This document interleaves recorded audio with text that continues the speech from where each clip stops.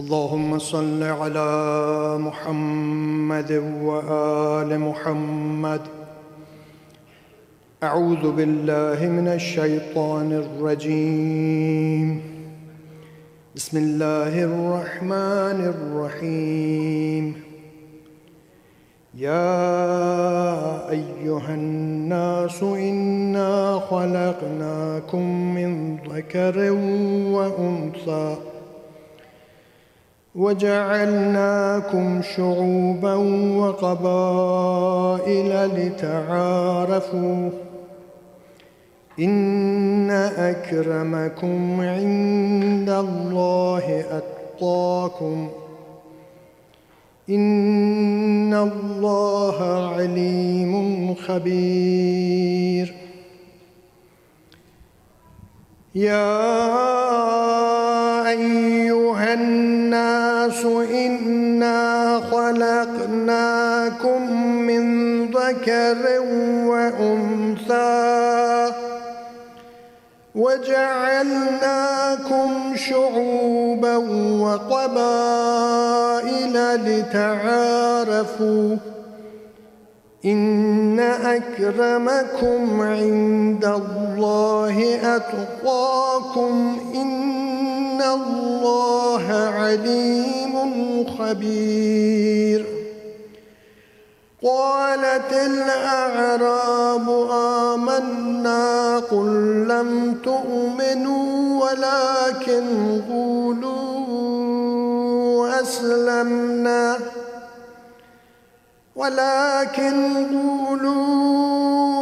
أسلمنا ولما يدخل الإيمان في قلوبكم وإن تطيعوا الله ورسوله لا يلدكم من أعمالكم شيئا إن الله غفور رحيم. إنما المؤمنون الذين آمنوا بالله ورسوله ثم لم يرتابوا وجاهدوا بأموالهم وأنفسهم في سبيل الله أولئك هم الصادقون. قل أتعلمون الله بدينكم والله يعلم ما في السماوات وما في الأرض والله بكل شيء عليم. يمنون عليك أن أسلموا قل لا تمنوا علي إسلامكم بل الله يمن عليكم أن هداكم للإيمان إن كنتم صادقين. إن الله يعلم غيب السماوات والأرض والله بصير بما تعملون. صدق الله العلي العظيم. اللهم صل على محمد وآل محمد وعجل. Thank you so much, Brother Ibrahim Karahi. Please recite a louder salawat for Brother Ibrahim. Allahumma salli ala Muhammad wa ali Muhammad wa ajil farajahum. Before I invite our Maulana, Brother Sheikh Mehdi Dardishtian, there is a request to recite a Surah Fatiha for Jumla Mu'mineen and Mu'minat, Ayatullah Ruhullah Musfi Khomeini, Al-Imam Al-Khomeini, Allama Rashid Turabi, Ustad Shaheed Sitte Jafar Zaidi, pilgrims who lost their lives recently in Iraq due to some incident, Sayyid Nurul Hasan Jafri, Sabiha Nurul Hasan Jafri, Sayyid Shujaat Ali Syed, and Marhumin of all the volunteers of the MOMIN. Bismillahir Rahmanir Rahim.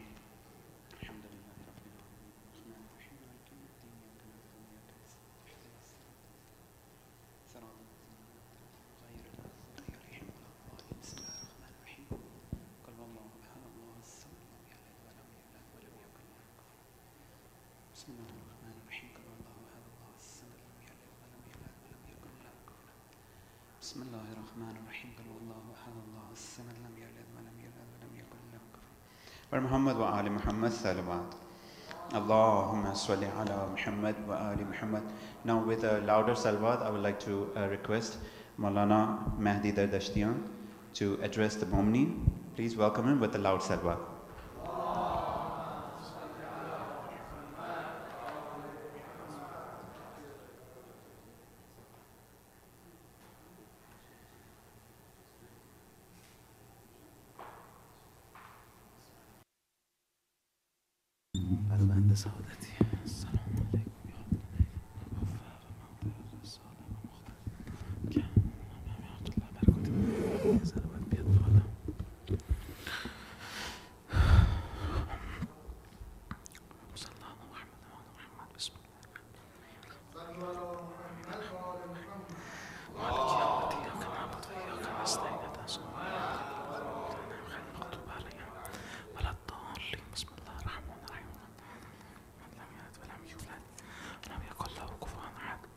بسم الله الرحمن الرحیم الحمد و الثناء لله رب العالمین والصلاة والسلام على اشرف الانبیاء والمرسلین حبیب قلوبنا و طبیب نفوسنا ابی القاسم المصطفى محمد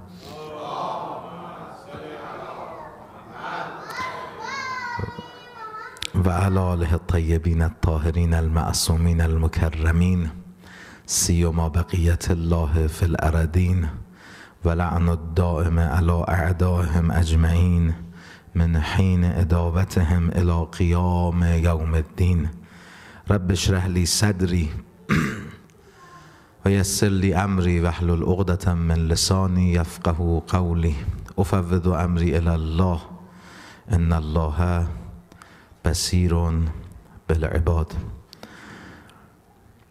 We have been discussing over, we just started discussing over the very important Ziarat Jama'ah Kabira as the most complete form of Ziarat that has everything that we should know in regards to the status of Imam, increasing our ma'rifah of Imam alayhi salam, and also setting milestones for our own lives, setting an agenda and a plan of growth towards perfection.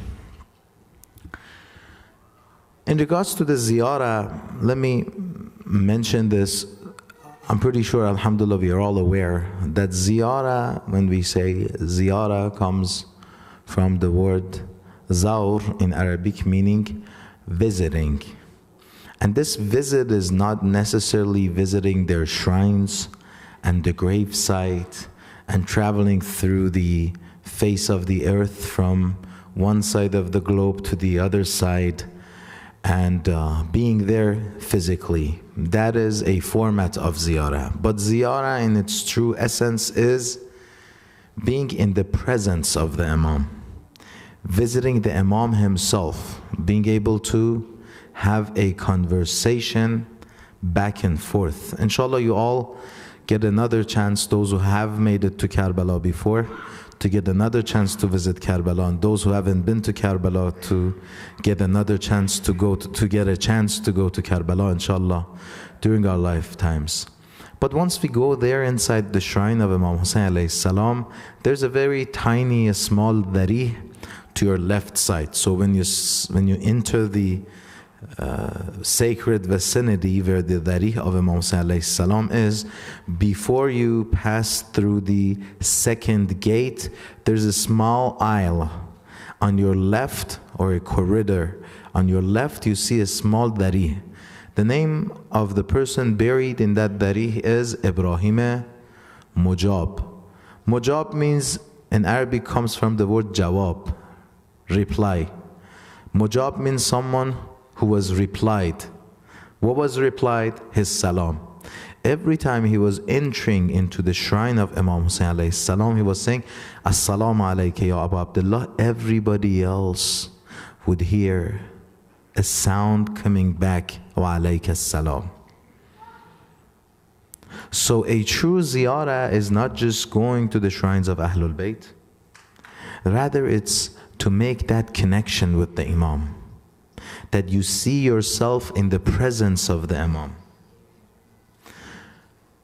It's been said on numerous occasions that Abu Bahjat was asking his friends and the students whenever they went to ziyarah of Imam Rida alayhi salam,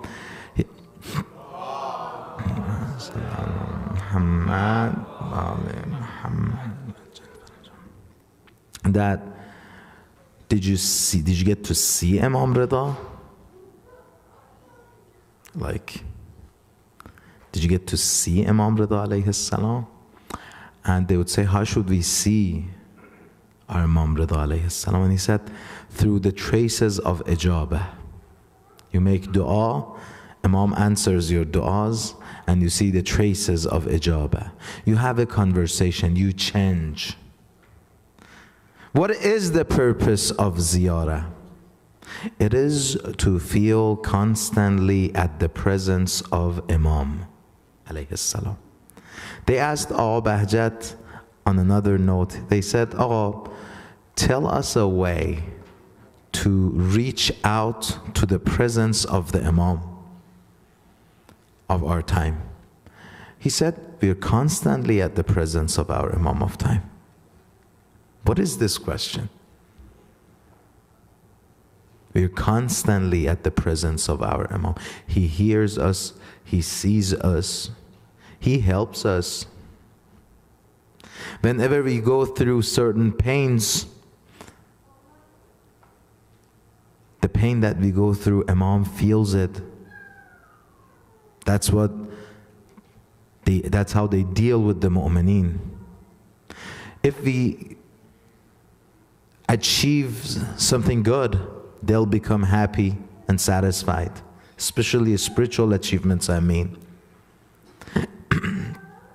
If, God forbid, we commit sin, they see it, they get sad for us. If we abandon a bad habit, a commitment of sin, if we abandon it, they see it, they get pleased with us. That is the wujud of the Imam. So therefore, the truth of ziyarah, whether you're reciting Ziarat Jama' Kabira or any ziyarah, whether you're going to their shrines or you're making an intention to make ziyarah from afar, from city, Dallas, from MOMIN Center, the truth, the essence, the purpose of ziyarah is to see yourself at the presence of Imam and being submitted to Waliullah. This is the purpose of ziyarah. This is the truth behind ziyarah. This is the aim and goal we have to reach by ziyarah. And I mentioned this on the previous nights, reiterating on it. It is so important and essential that if we go to ziyarah of Ahlul Bayt or if we recite their ziyarat, we feel that we have got closer to the Imam. Have we taken one step closer to the Imam?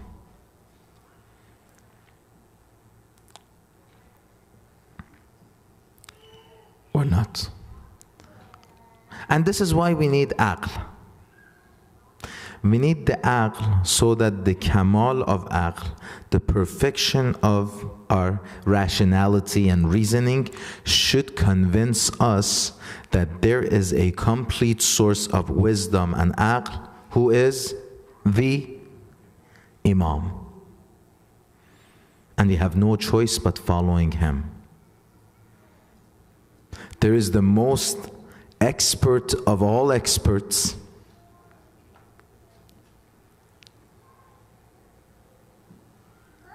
That is the Imam. Two definitions of aql. Number one, and they are correlated. Al-aqlu ma ubida bihi rahman. Aql, rationality, reasoning, whatever you want to translate it into English. Wisdom maybe, is what that convinces you to worship Ar-Rahman, the most merciful. Al-aqlu ma ubida bihi Rahman. Aql is what that convinces you, that drives you so that you worship Allah. You become a slave of the merciful. You become the abd of the most merciful. Al-aqlu ma ubida. Ma ubida, with which he will be obeyed, right? With which we will become obedient to Ar-Rahman. And then we have another term also. See how they get related. It says tamamul aql or kamalul aql, the completion of aql and wisdom, the completion of rationality is ittiba'ul imam, is following the imam. What is the relation between ubudiyah and being obedient to Ar-Rahman and the following of the imam? For both of these definitions have been given to us as a sign of completion of our wisdom. And on the other hand, on the contrary, the more our aql and rationality and reasoning decreases and decays, what happens? We start becoming disobedient to Allah through lack of following or detesting the following of Ahlul Bayt alayhimus salam, the Holy Prophet and his successors who came after him. Al-aqlu ma ubida bihi ar-Rahman, and then tamamul aql or kamalul aql ittiba'ul imam. The most complete form of aql, the highest stage of perfection for aql is that we need our aql. Of course we need our aql, but we need it so that it reaches us to the source of aql, which is the imam, so that it grabs our hand and put it into the hands of the insan kamil, the perfect human being, the divinely protected, the infallible leader, the ma'soom, which is the imam, which is the Holy Prophet. Ya Imam al-Rahmah, Ya Rasul Allah. And then many of us think that, all right, we have to make it to the Ziyarat of Ahlul Bayt to say the battery has become low, recharge our battery. That is good, but that isn't sufficient. Yes, we go and recharge our soul by visiting the shrines of Ahlul Bayt. Yes, when we feel down and we feel we are in pain, we seek refuge to Ahlul Bayt. Man Ehtesham bikum faqad Ehtesham billah, as we have in Ziarat Jami'ah Kabira. Whoever seeks refuge to you, it's as if they sought refuge to Allah subhanahu wa ta'ala. But is the ziyarah an end or a beginning? It's a beginning. This is the part that I wanted to mention last night, but it was too late. Have you seen these military practices and maneuvers, right? They go and practice and prepare for something bigger, which is called a battle. Ziyarah is a preparation for something more important, and that is the return and reappearance of the Imam that we are pledging allegiance to follow him step by step. So we take every step from Najaf to Karbala in order to announce to our Imam of time that every step that we want to take, we want it to be under your guidance. Because it's only your path that leads to perfection. That's what we confess. That's what we believe. The other ways will lead into deviance. The other path that exists out there will not get us anywhere. They lead us to fake destinations. Therefore, every time you visit the shrines of Ahlul Bayt alayhimus salam, or you recite their ziyarah from afar, which is not too different from one another, it's your heart that gives meaning to ziyarah. Someone might be far from the shrine of Imam Hussain alayhi salam, and every night they write for them an accepted ziyarah of Karbala. And someone might be living inside the city of Karbala, let's be deprived from the ziyarah of Ahlul Bayt alayhimus salam. Once you make a true ziyarah, and you feel it, you feel that you've got closer to Allah subhanahu wa ta'ala. You feel lighter. You feel the same way in a more shallow status. When you come to the masjid, when you meet with the mu'mineen, what do you feel afterwards? You feel lighter. You feel closer to Allah subhanahu wa ta'ala. You feel purified. Ahlul Bayt alayhimus salam are the centers of purification, are the canon of purification. I was in the shrine of Amir al-Mu'minin alayhi salam, Muhammad. A few years back, it was post Arafah, we came to Najaf and we went to the shrine of Amir al-Mu'minin, and in there, after visiting, doing the ziyarah, my habit, my adat was that I wouldn't go close to the dari because there's always a crowd there. I didn't want to disturb the crowd. I didn't want to push anyone. You know it.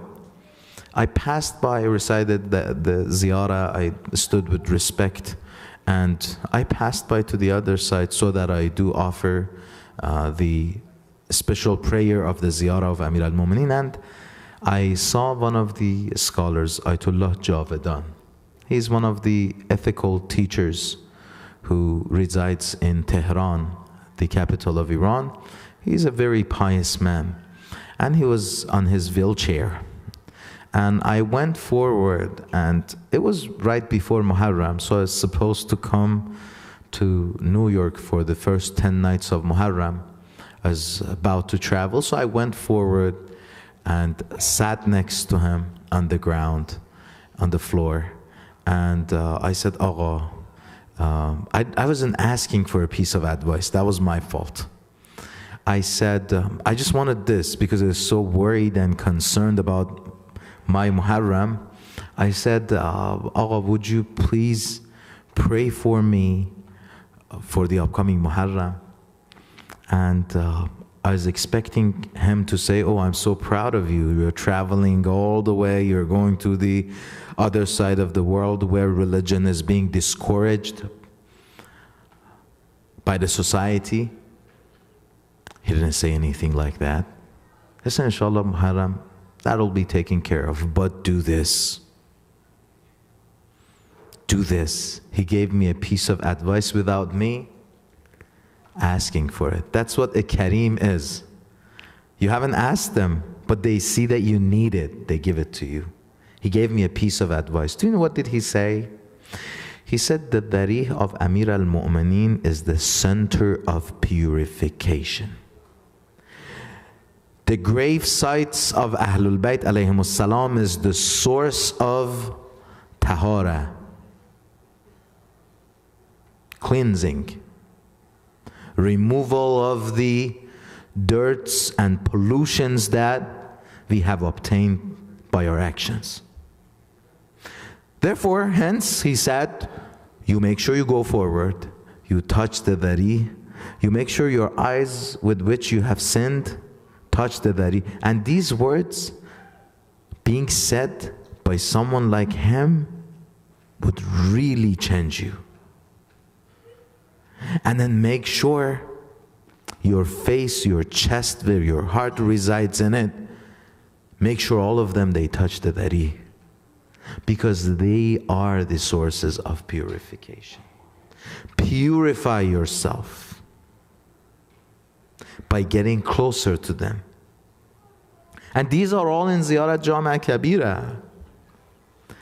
And imagine if physical proximity to Imam Amir al-Mu'mineen alayhi salam, Allahumma salli ala Muhammad, can bring us that much purification. How would spiritual proximity to our Imam of time purify us? So by every ziyarah that you make, you go to the doors of the Akramul Akrameen, the most generous of all. They'll give you something. You will have achievements after each ziyarah. The question is how to safeguard these achievements. How to keep with these achievements. How to make sure you hold on to these achievements and use them for your own good. Yes, they purify you, but that doesn't mean that you go out and start being the same person. I had a friend, he was saying, I do not brush my teeth. I have this special insurance that covers all my dental costs. So I make sure I visit a dentist every once in a while. Wouldn't you laugh at this example? But that's what we usually do with the ziyarah.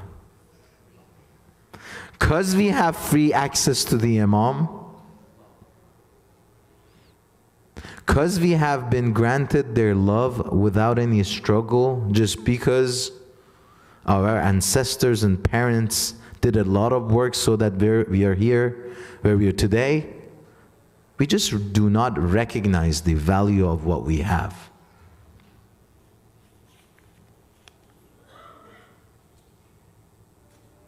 Therefore, ziyarah should be a starting point, a restart toward an eternal change, inshaAllah. Keep up with the Ziyarat Jama' Kabira.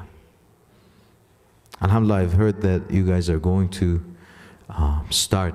Sayyid Wahidi said at least once a month or once a week, I don't know. But contemplating on the terms and phrases of Ziyarat Jama' Kabira will change us. Will change us.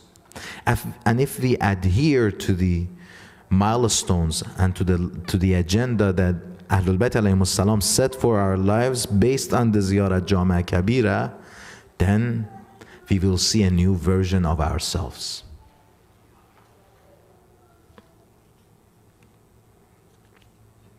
Imam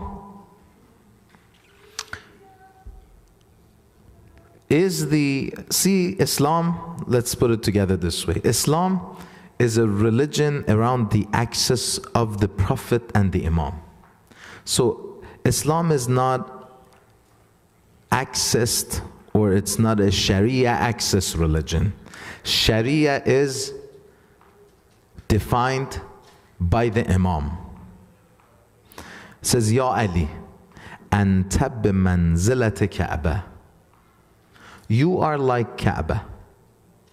Tu'ti wala ta'ta. Aw wala ta'ti. Doesn't matter. You are just like Kaaba. People come to you, you do not go to anyone. Whereas the prophets used to go to people to invite them towards the truth. And that is why we only have one Qibla and one Kaaba. Because you only have one Imam. And that is why when you pray in congregation, Salatul Jama'ah, you only have one individual leading the Salatul Jama'ah. There is one Imam ahead of everyone. At any time, there is one Imam. There can't be two Qiblas. There can't be two Imams for your Salatul Jama'ah. There's only one. That's it. Ya Ali, anta bimanzilatil Kaaba, tu'ti wa la ta'ti. People come to you, you don't go to anyone. We have to make sure we reach towards the Imam, we reach out to the Imam. And if we do so, every individual on their own scale of ability, the dhuhr will happen. We are there. In fact, we can say our Imam is waiting for us to get there. And a spiritual status of every single person on this entire universe is defined by their distance from this Kaaba of Wilayah. The closer we are to the Imam, the higher our status is. The closer we are to the Ma'soom, the higher of a status we have.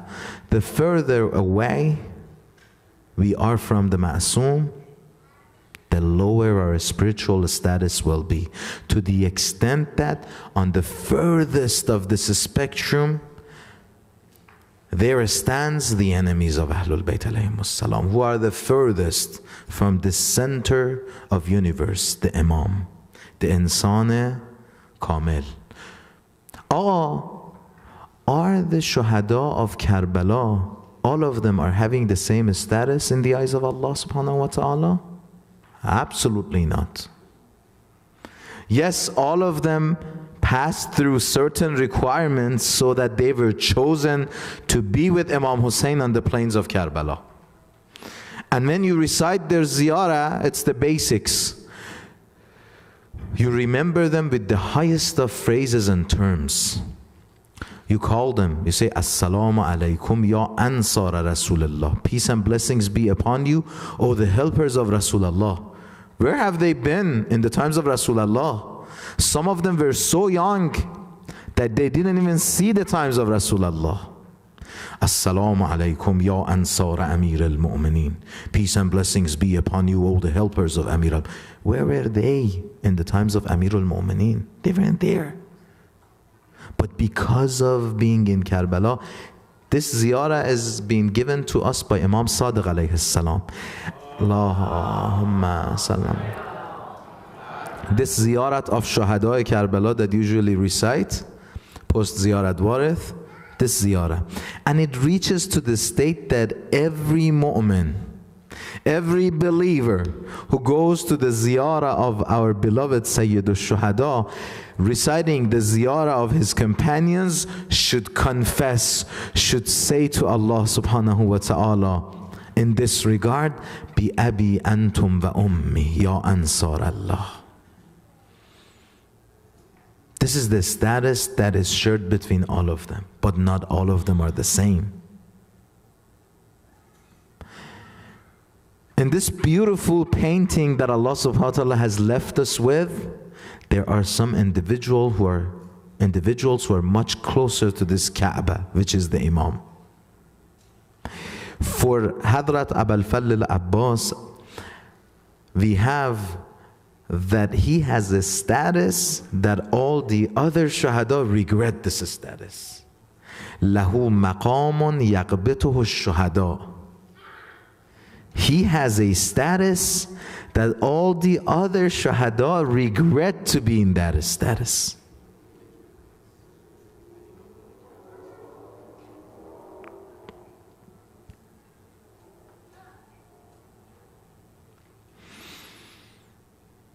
The closer we get to the Imam, the higher our status will be. Imam Amir al-Mu'minin alayhi salam, there is a reason.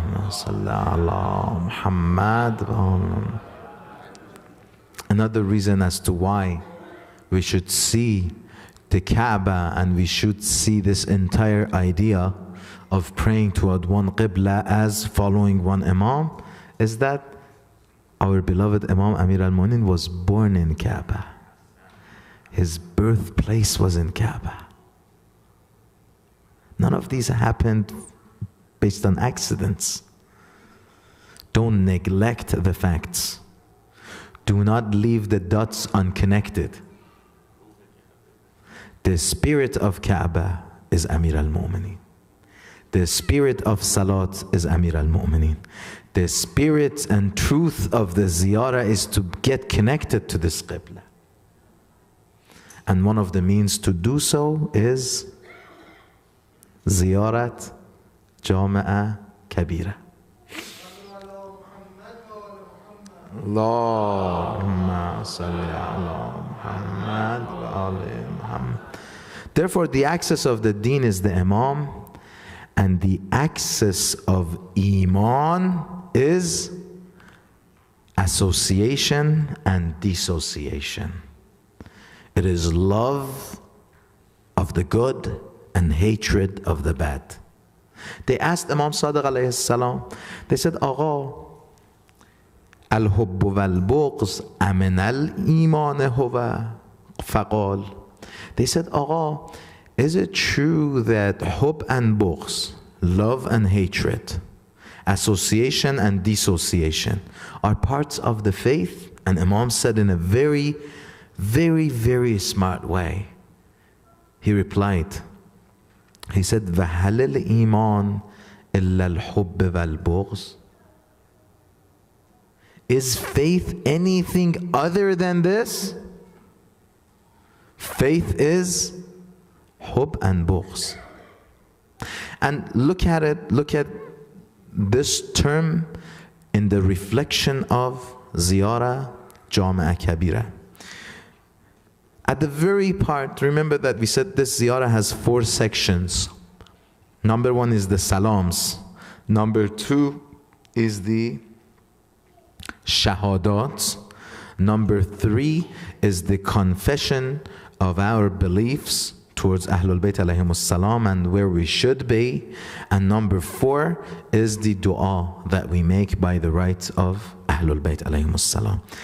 On the very first salam that we have, that starts with Assalamu alaikum ya Ahla Bayt al-Nubuwwah, it gets to the part wa mawdi' al-risala wa ma'dan al-rahmat, then all the way comes down on the very first salam. It says wa abwab al-iman. What was iman? Hub and bughd, love and hatred, association and dissociation. Assalamu alaikum ya abwab al-iman. Oh, can we confer upon this phrase and understand this phrase even better? Sure. The hadith says, Aliyun hubbuhu iman wa buqduhu kufr. Amir al-Mu'minin Ali alayhi salam, his love is iman and his hatred is kufr. On the second part, it says man walakum faqat. Does anyone know? MashaAllah. Recite a loud salawat for the sister who replied. Allahumma salli ala man walakum faqad walallah. وَمَنْ عَادَاكُمْ فَقَدْ عَادَ اللَّهُ. Why do we follow you? Because Allah subhanahu wa ta'ala wanted us. Because He commanded us.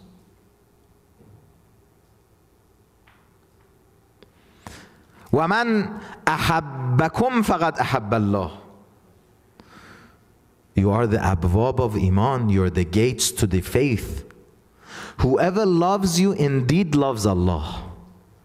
It means your love is a derivative from the love of Allah. If someone does not love you, their claim of loving Allah is absolutely false.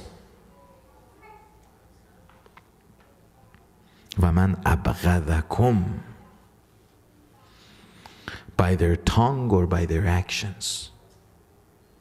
فَقَدْ أَبْغَضَ اللَّهِ. No jokes here. Whoever hates you by their actions, it means that they hate Allah.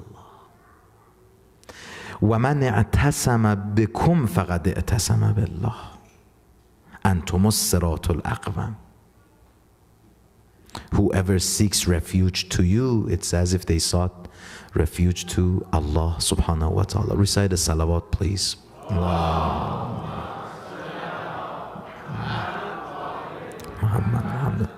So the presence of a respected scholar means that my time is up.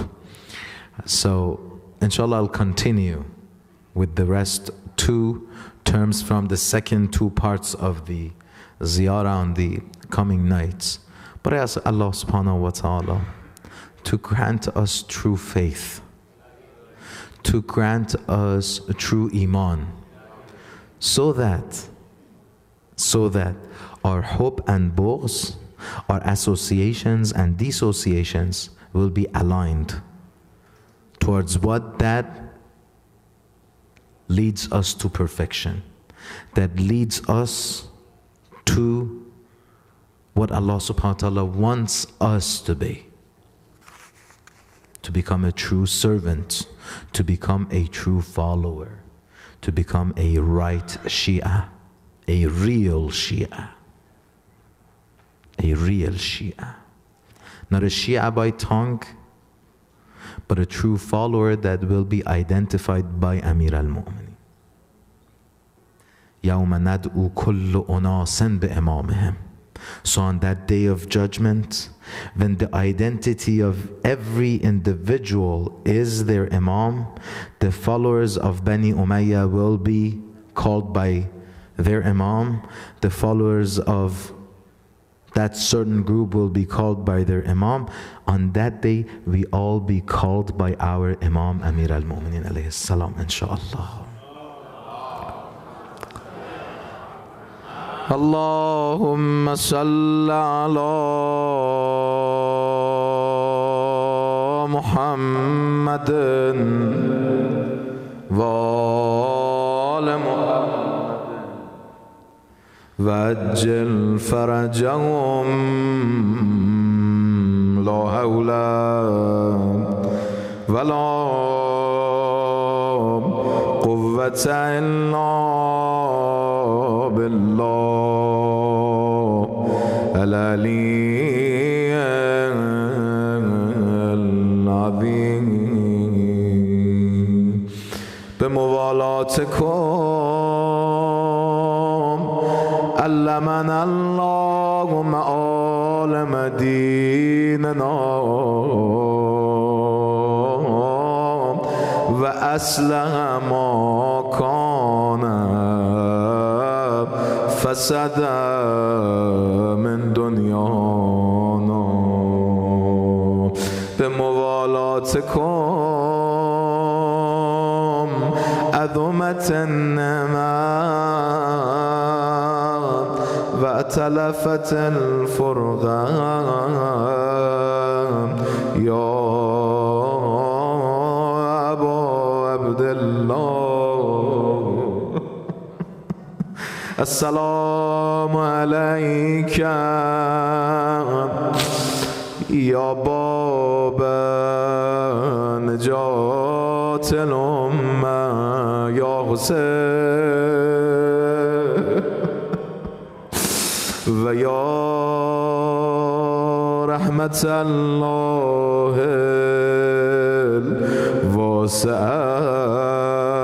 الواسعة Hussain Hussain Hussain Hussain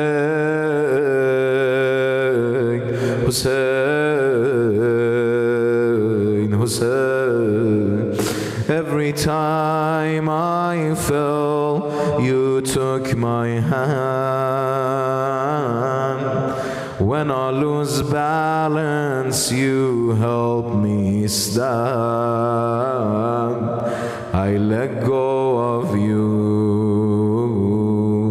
you hold on to me.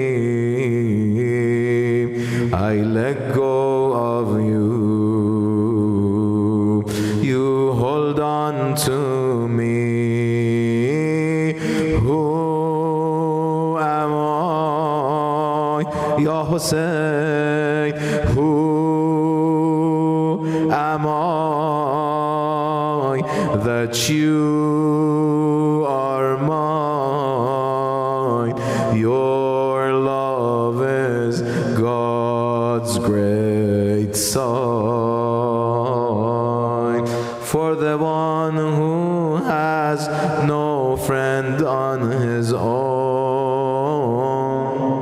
for the one with no friends on his own, you come to his side when he's alone. I call out to you, you respond to me. Ya Hussein, Ya Agha, stay with me. I'm sorry I took your love lightly. Ya Hussein, Ya, who am I that you are mine? Your love is God's great sign. Agha, when the world throws everything my way, from your path my heart begins to sway. Keep me close to you, don't get rid of me. Keep me close to you,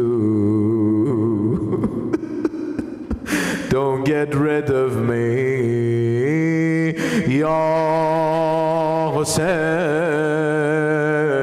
Ya, I'm in need, I must be freed from the chains of my greed. Ya Hussein, Ya, stay with me. I'm sorry I took your love lightly. Ya Hussein, Ya Hussein, who am I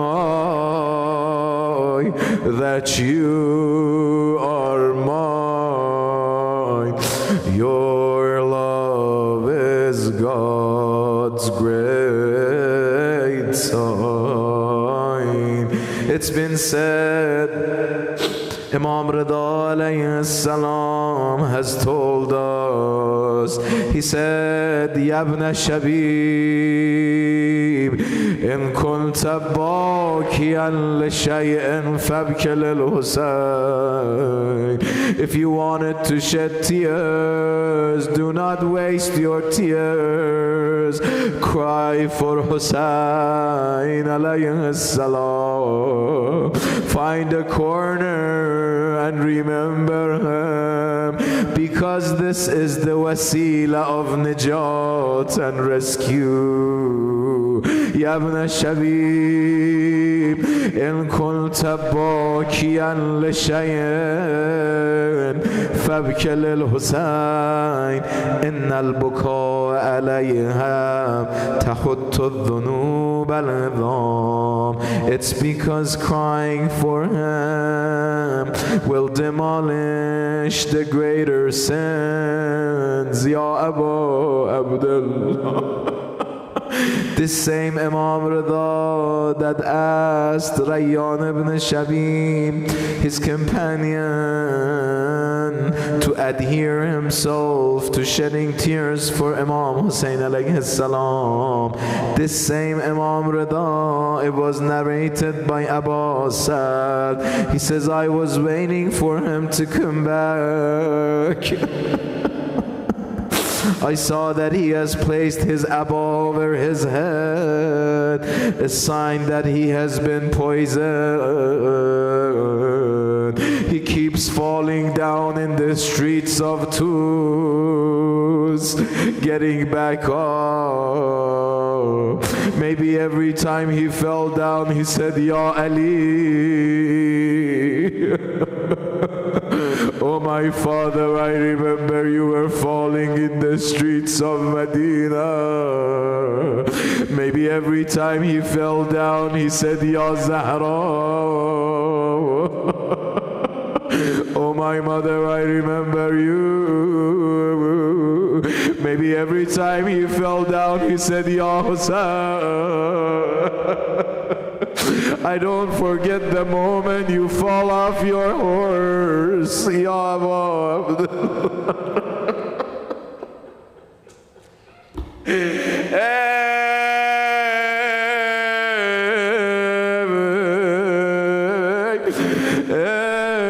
Abbas says Imam Rida came into his room. He asked me to shut all the doors. Yatamalmalu. He was under such a big pain from the poison.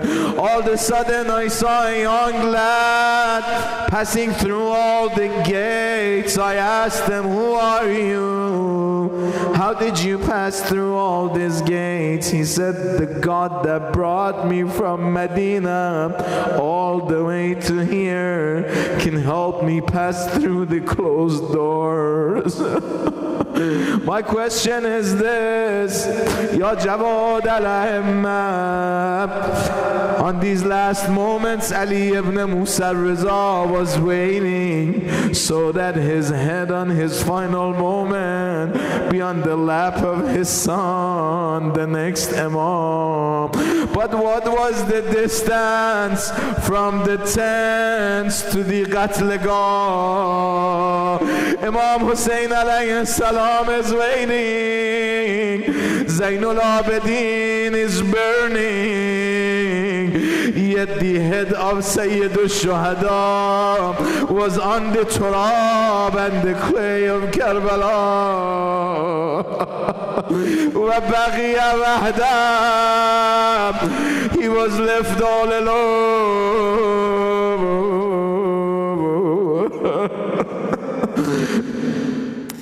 As-salamu ala al-Husayn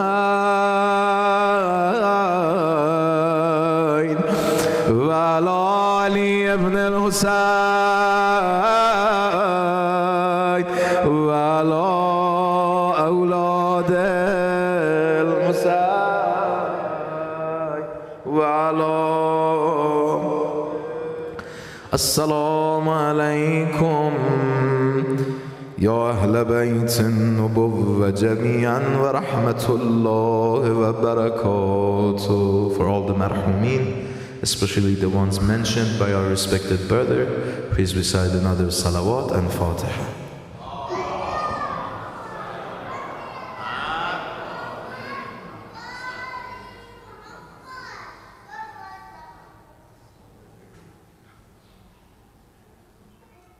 بر محمد وآل محمد صلوات اللهم صل على محمد وآل محمد وعجل فرجهم. Brothers, please be seated.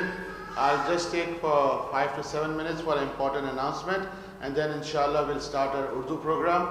This is in regards to the Alpine walk which will be held on Wednesday, 6th of September. As been announced, inshallah, the walk will be in the morning from 10 a.m. towards the MOMIN Center. The program starts at 9 a.m. We'll be gathering out here at MOMIN Center or at the Texaco joint. You can drop your families there and come and park at the MOMIN Center. Inshallah, there will be shuttle buses taking you from the MOMIN Center to the point. We need few of sister volunteers. If there is any sisters who would like to participate as a volunteer in this walk, you're kindly requested to please contact Sister Hania Mirza and give in your names, and inshallah you will be included in the volunteers group. مومن کرام، آئیے اپنا اردو کا programme شروع کرتے ہیں. آج جیسا کہ اعلان کیا ہے شہادت ہمارے 8ویں امام محمد رضا علیہ السلام کے سلسلے میں مجلس ہوگی اور انشاءاللہ بعد از مجلس شب تابوت برآمد ہوگا. آغاز محفل ہم مرثیے سے کریں گے. میں درخواست کروں گا ہمارے محترم جناب سید حسین جعفری صاحب سے کہ وہ تشریف لائے اور بارگاہ امام رضا میں اپنا مرثیہ پیش کرے. بر محمد و آل محمد صلوات. اللہم صلی علی محمد و آل محمد وعجل فرجهم.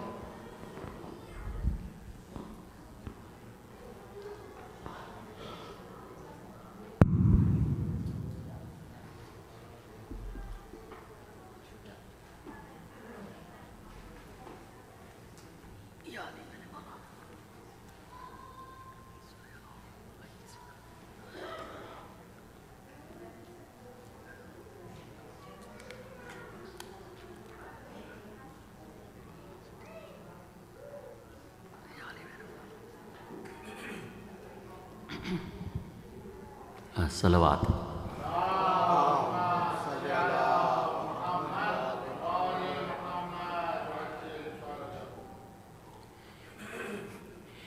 انشاءاللہ کو سلام کے چند بند پھر انشاءاللہ مرسی اللہ. کہتی تھی یہی زینب دکھیا، کہتی تھی یہی زینب دکھیا، میرے بیرنوا مجرا لو میرا کچھ بات کروں میں تم پہ فدا، کچھ بات کروں میں تم پہ فدا، میرے بیرنوا مجرا لو میرا. ماں کو میں کوک جلی ماں جائی ہوں، ہمشیر تمہاری بھائی ہوں، زندان سے چھٹ کر آئی، زندان سے چھٹ کر آئی ہوں، میرے بیرنوا مجرا. اکبر بھی نہیں، عباس نہیں، قاسم سبتی جا پاس نہیں، کیا تم کو کوئی وسواس نہیں، کیا تم کو کوئی وسواس نہیں، میرے بیرنوا مجرا تو میرا. زندان میں گئی دربار گئی، سر ننگ سرے بازار گئی، بن تیرے ذلیل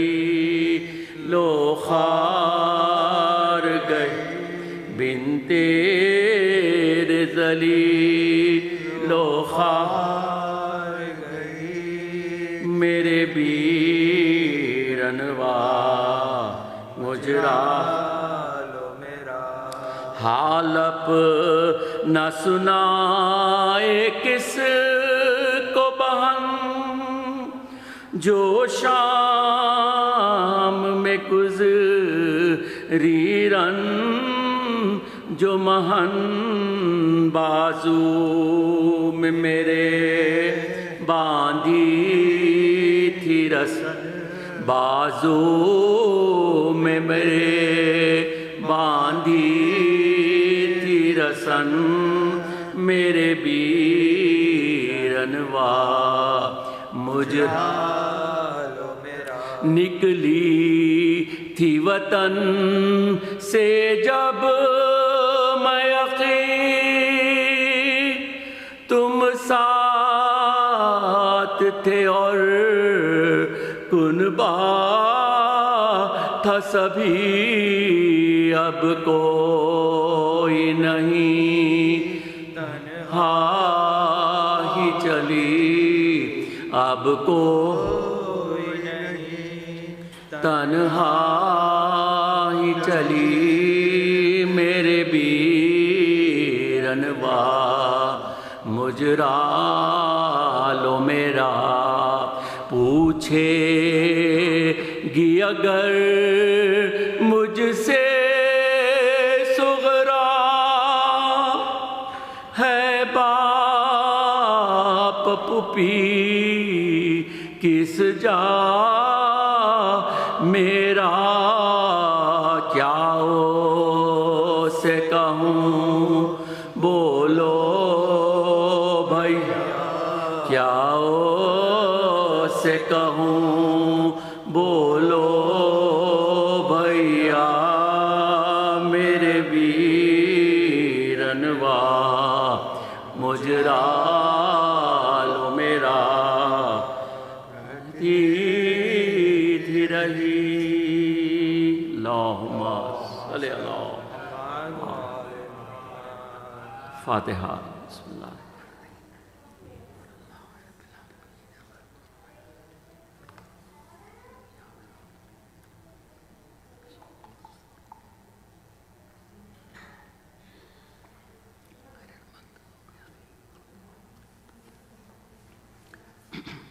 بار دیگر صلوات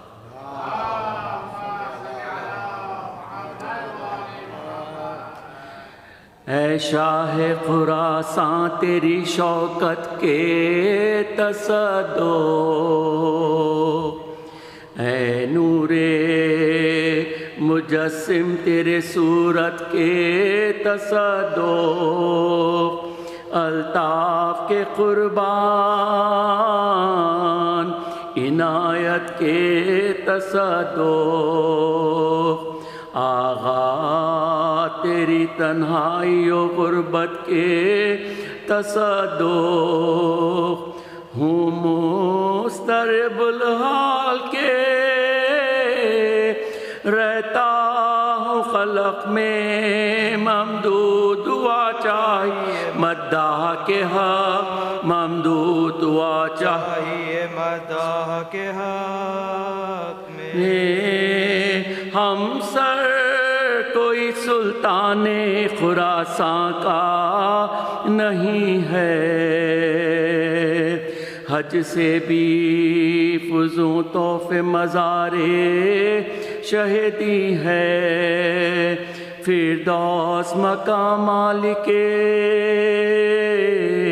فردوس مکی ہے کیا قصر ہے کیا نہر ہے کیا خوب زمیں ہے دنیا میں وہاں کا حشا موجا دکھائے وہ نہر وہ روزہ ہمیں اللہ دکھائے وہ نہر وہ روزہ ہمیں اللہ دکھائے مامون نے جب شاہ خراساں کو بلایا ذرے نے فروغ مہتاباں کو بلایا، گمراہ نے قذر رہے ایمان کو بلایا، ناچیز نے شہنشاہ دوراں کو بلایا، آپس میں سخن تھا یہی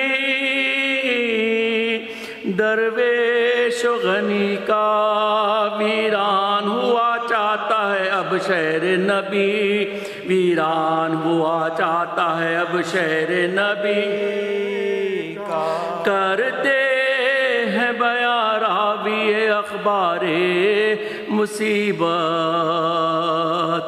مانوس تھی حضرت سے بہت خواہر حضرت، تھی خواہر یوسف کی طرح آپ سے الفت، چھائی تھی شب صبح سفر غم کی جو ظلمت، شام اجل اس رات کی ایک گھڑی تھی، آئی نہ انہیں نیند کی تشویش بڑی، آئی نہ انہیں نیند کی تشویش بڑی تھی، اللہ سے کرتی تھی دعا کھولے ہوئے سر، بھائی کو مبارک ہو سفر خالق اکبر، محفوظ رہے خیر سے پھر آئے برادر، تاروز جزا بھائی کا سایہ رہے سر پر، مالک پہ زہراؤ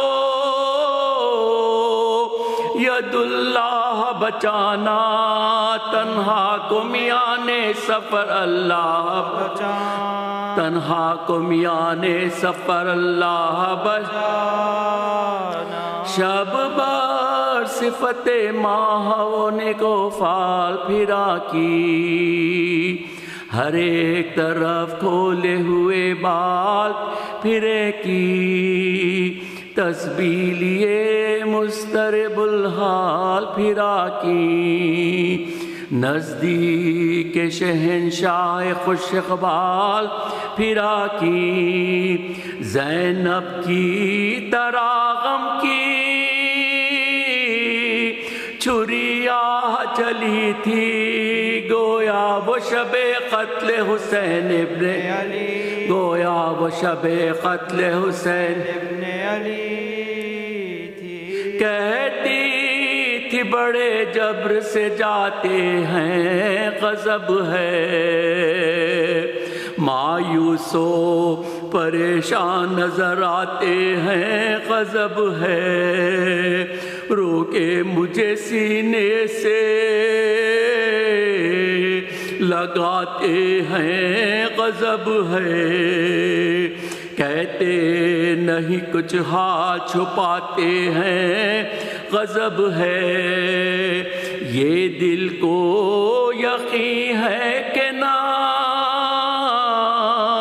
اب آئیں گے آغا، افسوس ہے شہر سے کل جائیں گے، افسوس ہے یہ دل کو یقین ہے کہ نہ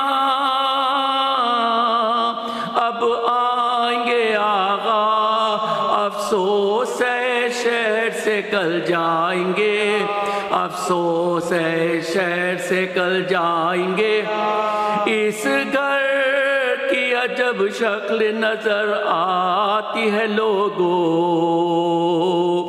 فصل قلق و درد جگر آتی ہے لوگوں، رونے کی صدا آٹھ پہر آتی ہے لوگوں،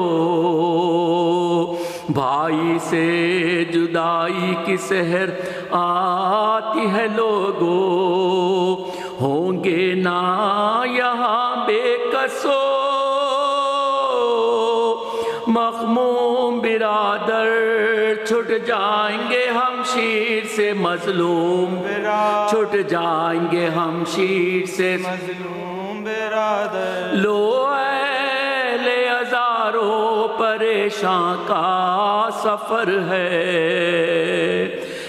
حشر بپا شاہ خراساں کا سفر ہے اے ماتمیو مالک ایمان کا سفر ہے ویراہ مدینہ شہ ذیشاں کا سفر ہے کوچ کی رفتار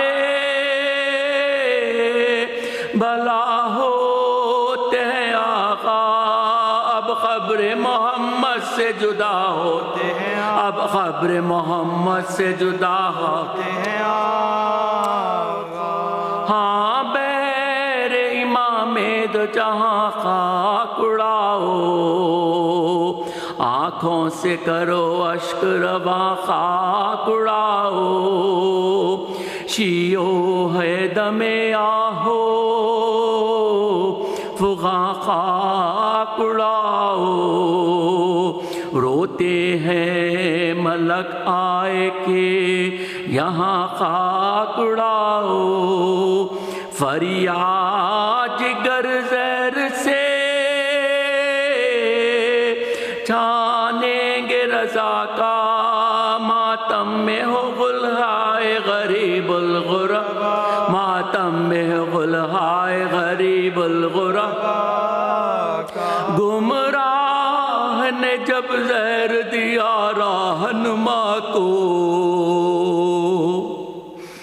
آغاز ہوا کرب شہ ارض و سما کو چھوڑانا رضا نے کبھی تسلیم و رضا کو اونچے کیا گردن کی طرف ہاں دعا کو اونچا کیا گردوں کے طرف ہاں دعا کو کی عرض عجب عالم غربت ہے مدد کر تو مونس تنہائی و غربت ہے مدد تو مونس تنہائی و غربت ہے مدد کر فرما کے دعا مر گئے افسوس اد افسوس افسوس رضا مر گئے افسوس اد افسوس تن سرد ہوا مر گئے افسوس اد افسوس کیا راہنما مر گئے افسوس اد افسوس حجرے میں جو ہر سمت کو میت کی ضیا تھی حسرت اسے کہتے ہیں یہ حسرت کی صدا حسرت اسے کہتے ہیں یہ حسرت کی صدا تھی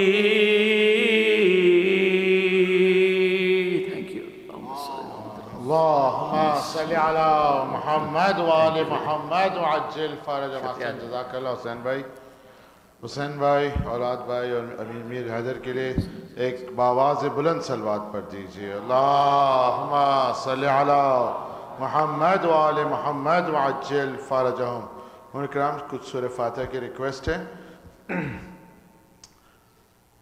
مرحوم آیت اللہ خمینی مرحوم علامہ رشید ترابی مرحوم استاد شہید سید سبت جعفر زیدی اور کچھ 18 مومنین جو زیارت پہ جا رہے تھے ان کی بس کا ایکسیڈنٹ ہوا اور وہ شہید ہو گئے ہیں ان کے لیے اور مرحوم سید نور الحسن جعفری مرحومہ سبیحہ نور الحسن جعفری مرحوم سید سجاد علی سعید اور مرحومین تمام مرحومین جو اس سینٹر کے والنٹیئرز ہیں ان کے مرحومین کے لیے آپ سب کے مرحومین کے لیے شہداء اسلام وکل ارواح المرحومین المرحومات ثواب الفاتحہ بسم اللہ الرحمن الرحیم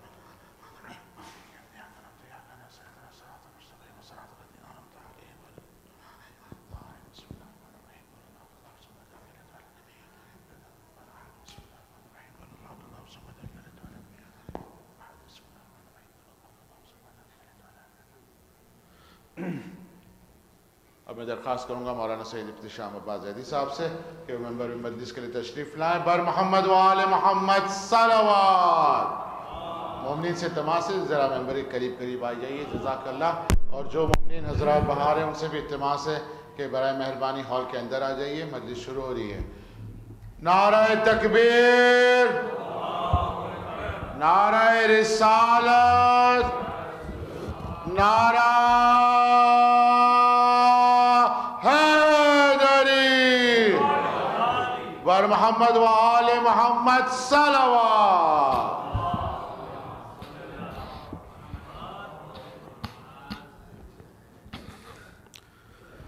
رحم اللہ من قرأ الفاتحہ.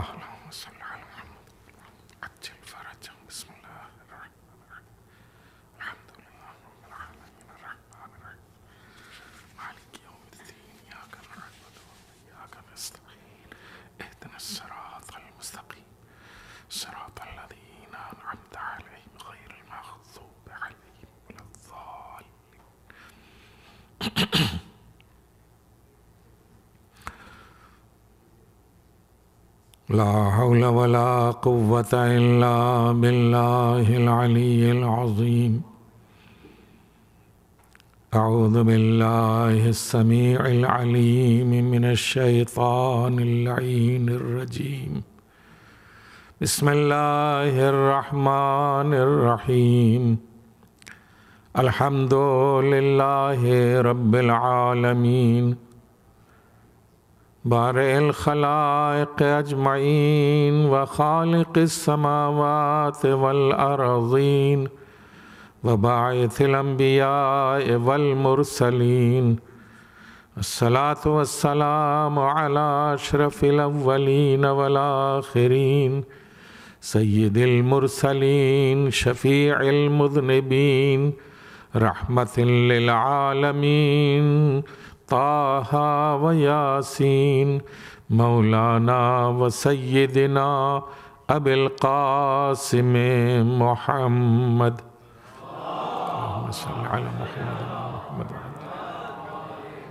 وعلی اہل بیتہ الطیبین الطاہرین المعصومین المنتجبین الاکرمین لا سیما علی بقیت اللہ فی الارضین ولعنت اللہ علی اعدائہم وقاتلیہم وغاصبی حقوقہم ومنکری فضائلہم من یوم عداوتہم الی یوم الدین. اما بعد فقد قال سبحانہ تبارک و تعالی فی کتابہ الکریم وہو اصدق الصادقین. بسم اللہ الرحمن الرحیم. وَلَقَدْ أَرْسَلْنَا رُسُلَنَا بِالْبَيِّنَاتِ وَأَنزَلْنَا مَعَهُمُ الْكِتَابَ وَالْمِيزَانَ لِيَقُومَ النَّاسُ بِالْقِسْطِ. صلوات پڑھیں محمد وآلہ.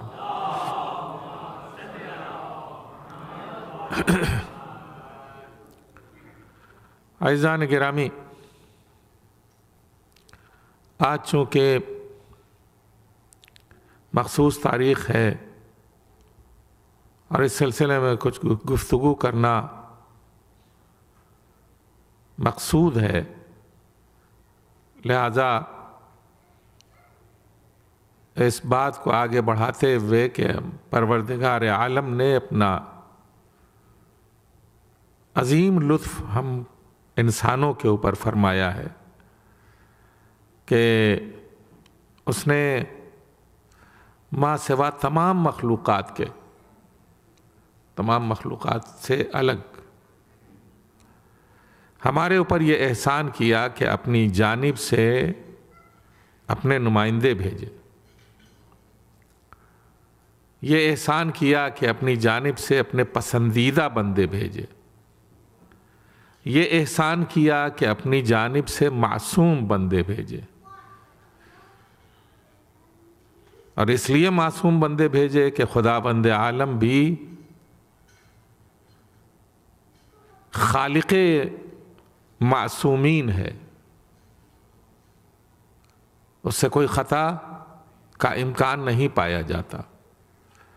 لہذا اس نے اپنی جانب سے ہدایت کے جو سرچشمے بھیجے ہیں انہیں بھی معصوم بنا کر بھیجا. اب یہ بات الگ ہے کہ یہ لفظیں استعمال ہماری زبان ان تمام باتوں کو ادا نہیں کر پاتی کہ جو منشائے پروردگار ہوتا ہے. ایسا نہیں ہے کہ خدا بند عالم کے یہ بندے کہ جو ہماری ہدایت کے لیے آئے ہیں انہیں پروردگار عالم اپنی طرف سے معصوم بناتا ہے. معصوم بناتا نہیں ہے، وہ اپنے آپ کو معصوم ثابت کرتے ہیں. وہ اپنے عمل سے اپنے آپ کو معصوم ثابت کرتے ہیں.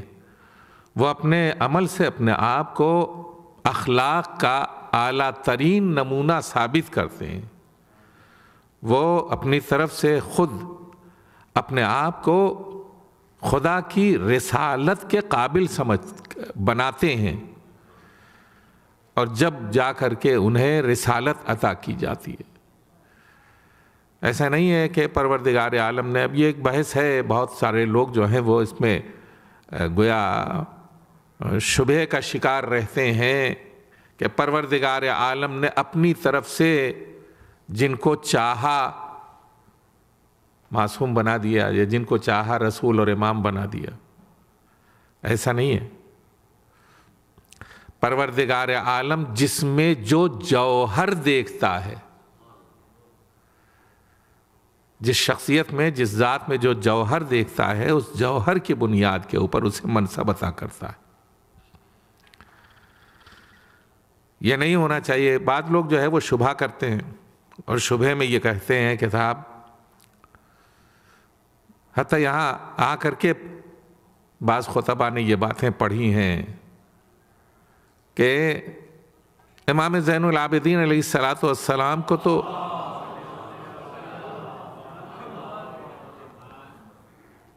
اللہ سے یوں ہی عصمت مل گئی اور امامت مل گئی، یوں ہی عصمت مل گئی، جبکہ جناب ابو الفضل العباس علیہ السلام نے عصمت اپنی محنت سے حاصل کی. یہ ایک مغالطہ ہے کہ کوئی اپنی محنت سے عصمت حاصل کرے اور کسی کو یوں ہی دے دی جائے. تو یہ عدل الہی کے موافق ہے یا عدل الہی کے مخالف ہے؟ سمجھ میں آتی ہے بات کہ پروردگار عالم کسی کو یوں ہی معصوم بنا دے اور کوئی معصوم یعنی منصبدار نہ ہو، چاہے وہ اپنی محنت سے اپنے آپ کو معصوم بنائے.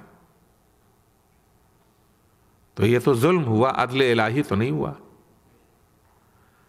تو اگر ظلم ہوا تو خدا تو ظالم ہے نہیں.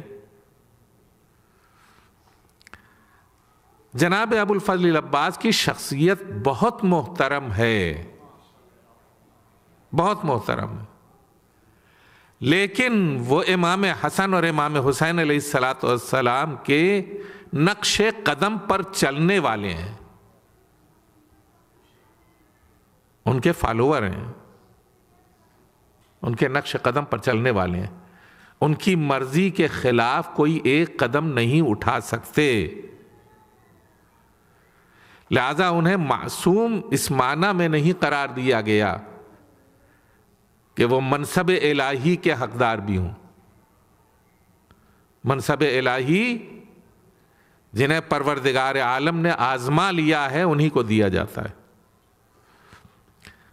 اب آپ کہیں گے کہ یہ ایک نیا جملہ آپ نے بیان کر دیا کہ یہ جتنے معصوم ہیں یا جتنے انبیاء ہیں اور مرسلین ہیں انہیں پہلے پروردگار عالم نے آزمایا ہے، پھر رسول بنایا، پھر امام بنایا. میں عرض کروں گا حقیقت یہی ہے، جب تک پروردگار عالم آزما نہیں لیتا کسی کو اپنا منصبدار نہیں بناتا. آپ سے درخواست ہے کہ آپ قریب آ کر کے بیٹھیے.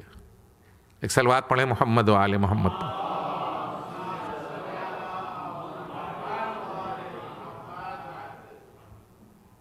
دیکھیے یہ کرکٹ کا میدان نہیں ہے کہ انسان جو ہے وہ مختلف جگہوں کے اوپر بیٹھے، کوئی میدان کے اوپر، کوئی مڈ آف کے اوپر، کوئی لانگ آن کے اوپر، کوئی لانگ آف کے اوپر، کوئی کور میں بیٹھے. یہ کرکٹ کا میدان نہیں ہے. عزائے سید الشہداء میں فرش عزا کی زینت جو ہے وہی لوگ ہیں جو ممبر کے گرد بیٹھتے ہیں. ایک صلوات پڑھیں محمد و آل محمد.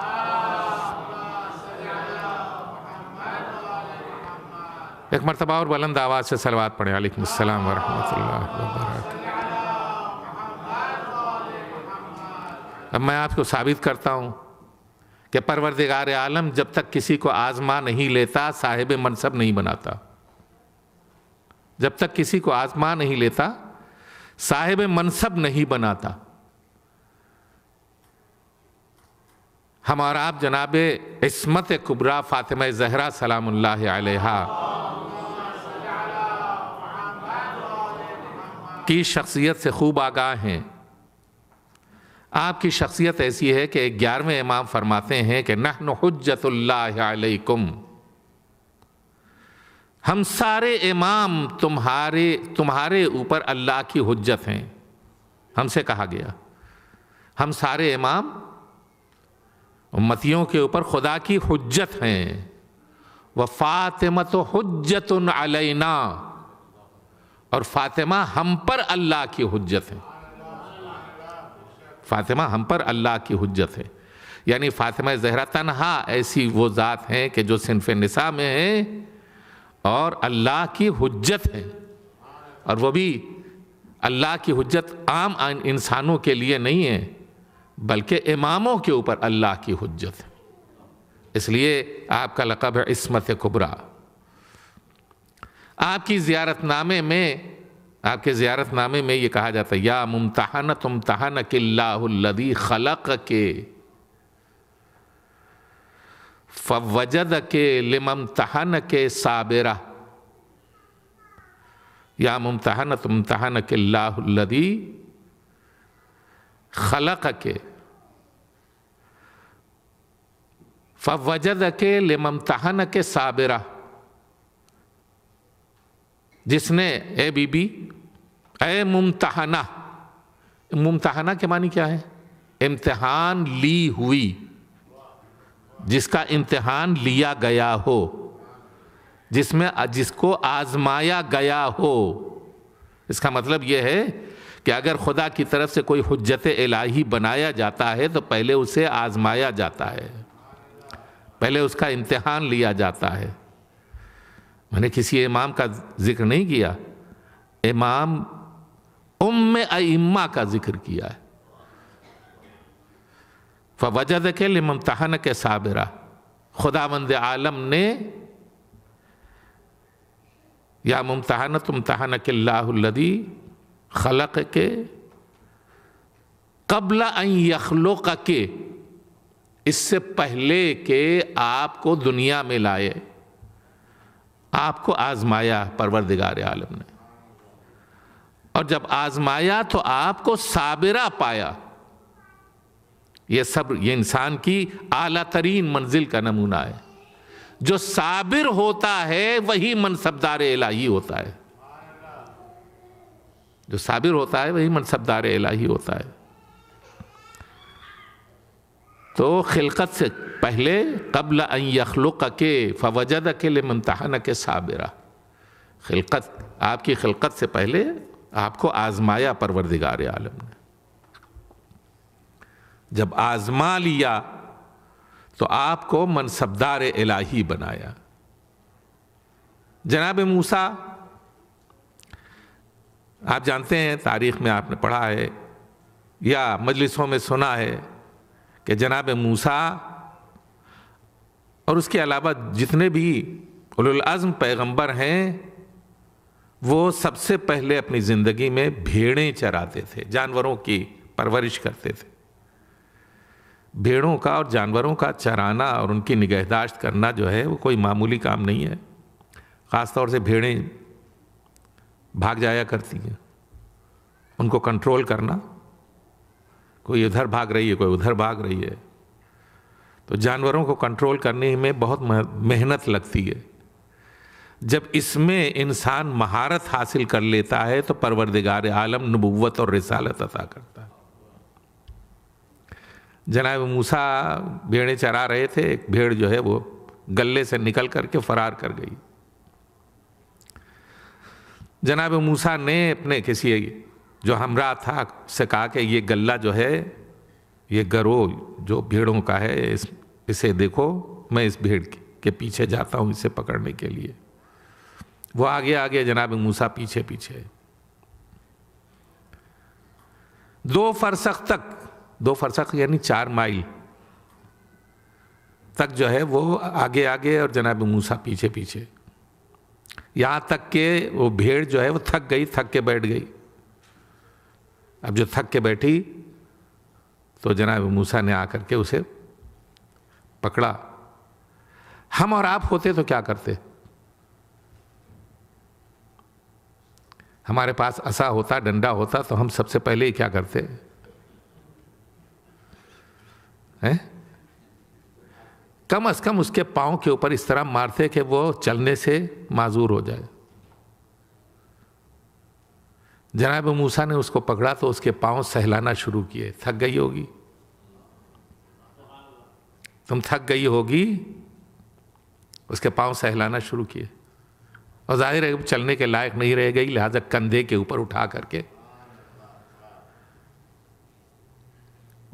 کندھے کے اوپر واپس آئے. یہ کیسا عمل تھا؟ ایک انسان کا مخلوق الہی کے ساتھ حسن عمل. اگر جانوروں کے ساتھ اس طرح کا اچھا عمل کوئی انسان کرتا ہے تو اس لائق ہے کہ اسے ہدایت کا منصب عطا کیا جائے. اس لائق ہے. تو جتنے بھی معصوم ہیں اور جتنے بھی ہادی اور رہبر ہیں انہیں پہلے آزمایا گیا ہے، اس کے بعد وہ منصب دیا گیا. بعض ایسی شخصیتیں ہیں کہ جنہیں عصمت کا سزاوار سمجھا گیا، یعنی عصمت کے لائق سمجھا گیا، لیکن ان کے فرائض جدا کیے گئے. جناب ابو الفضل العباس کی شخصیت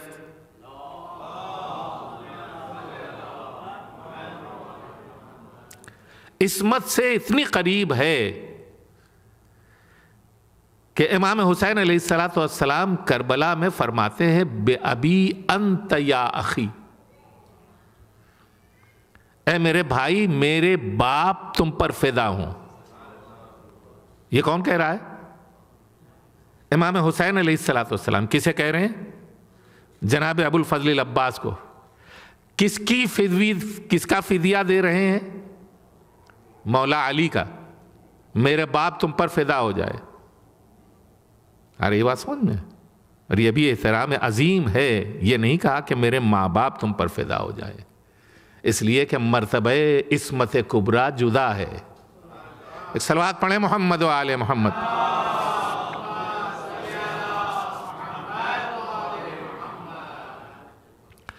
میں جلدی اپنی گویا گفتگو کی طرف آنا چاہتا ہوں. جناب زینب کی شخصیت جو ہے وہ ایسی ہے کہ اب جو جناب ابو الفضل العباس کے لیے آپ دیکھتے ہیں کہ آپ کو علمدار بنایا گیا ہے. ایک ہی دن علمداری کی ہے، ایک ہی دن جناب ابو الفضل العباس نے علمداری کی ہے. صفین میں علمدار نہیں بنائے گئے تھے. مولا علی نے آپ کو جنگ کرنے کے لیے تو بھیجا تھا لیکن علمدار نہیں بنائے گئے تھے. تنہا ایک معرکہ ہے جناب ابو الفضل العباس کے لیے کہ جہاں آپ کو علمدار بنایا گیا. آپ بتائیے تاریخ اسلام میں مولا علی کو علمدار کے نام سے یاد کیا جاتا ہے؟ مولا علی کو کئی جنگوں میں پیغمبر کے علمدار رہے ہیں، لیکن تاریخ میں انہیں علمدار نہیں کہا جاتا۔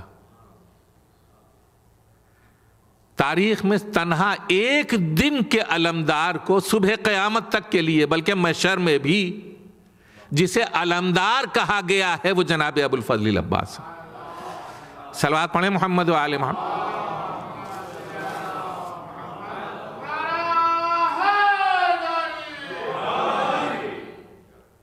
دیکھ رہے ہیں آپ؟ اسی طرح جناب ثانیہ زہرا،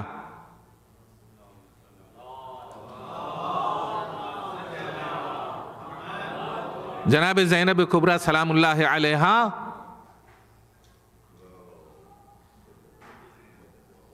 یہ عصمتی اعتبار سے کسی طرح کم نہیں، لقب کے اعتبار سے دیکھیے ثانیہ زہرا ہیں،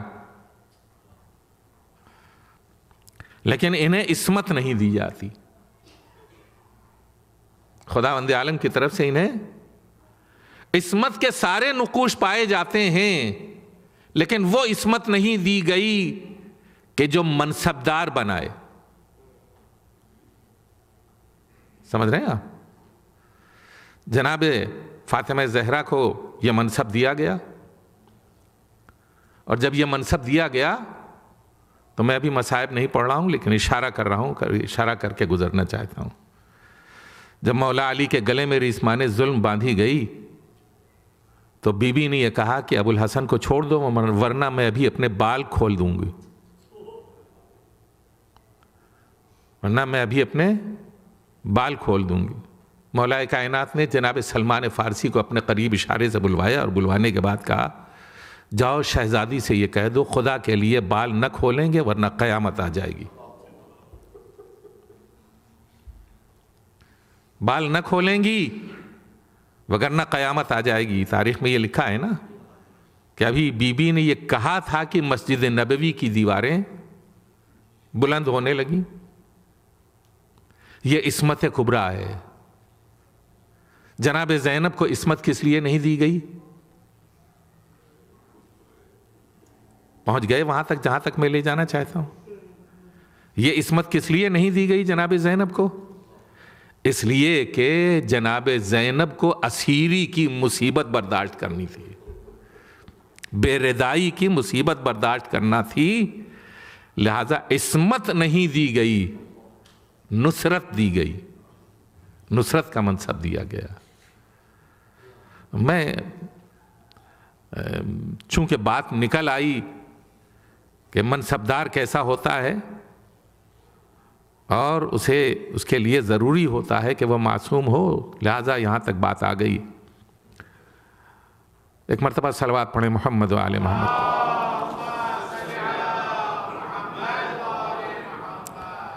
میں جلدی آج کی اپنی گفتگو جو میرے ذہن کے اندر آئی وہ میں آپ کے حوالے کرنا چاہتا ہوں۔ آج 1400 سال ہو گئے اہل بیت علیہم السلام کو، خاص طور سے امام رضا علیہ السلام کو شہید ہوئے 1300 سال گزرے، ہے نا؟ آج دشمن ہمارے درمیان کبھی کبھی اس طرح کی حرکتیں کرتا ہے کہ اچھی باتوں کے ذریعے ہم کو گمراہ کرنے کی کوشش کرتا ہے۔ بہت توجہ دیجیے گا جو میں مطلب آپ کی خدمت میں پیش کرنا چاہتا ہوں۔ امام رضا علیہ السلام کی ایک حدیث کے حوالے سے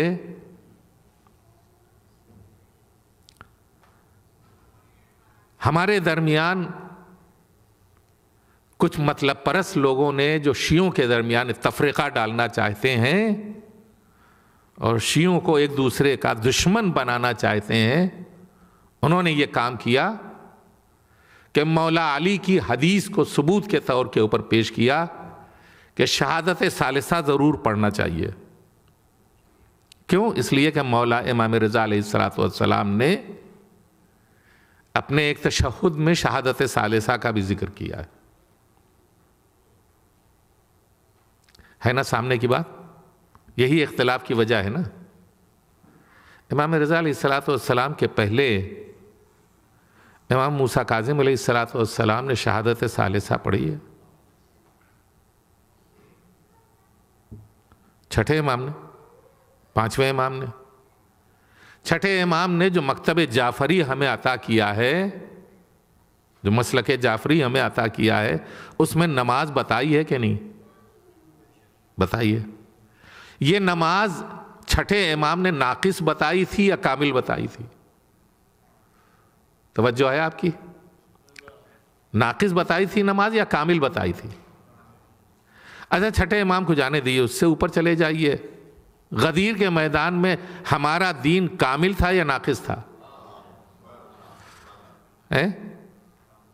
کامل دین تھا. دلیل کیا ہے؟ خداوند عالم نے خود آیت نازل کی، الیوم اکملت لکم دینکم واتممت علیکم نعمتی ورضیت لکم الاسلام دینا، ہے نا؟ تو یہاں دین کامل ہو گیا. دین کامل ہونے کا مطلب یہ ہے کہ نماز بھی کامل تھی.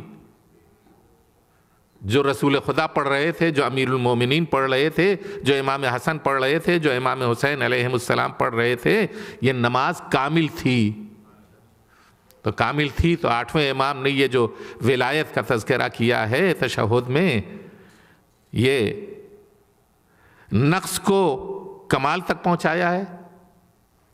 یہاں پہلے سے کامل نماز پڑھ رہے تھے،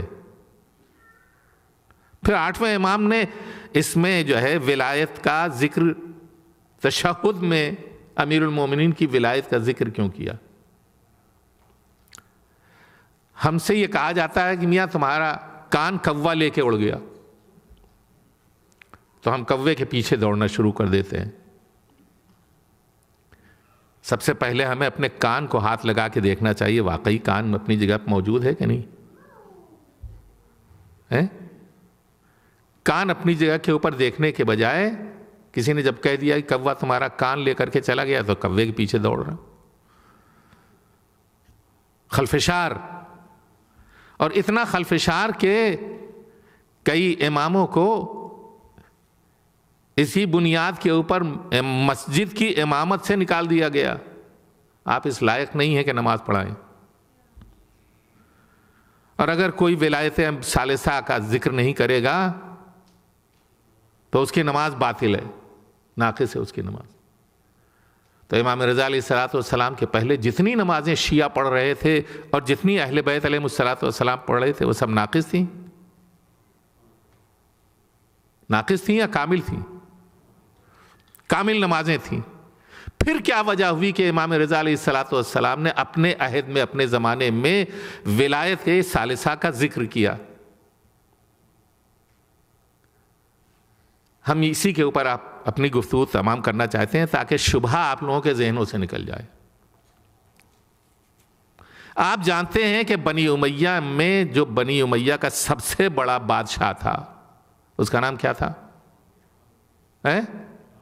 معاویہ.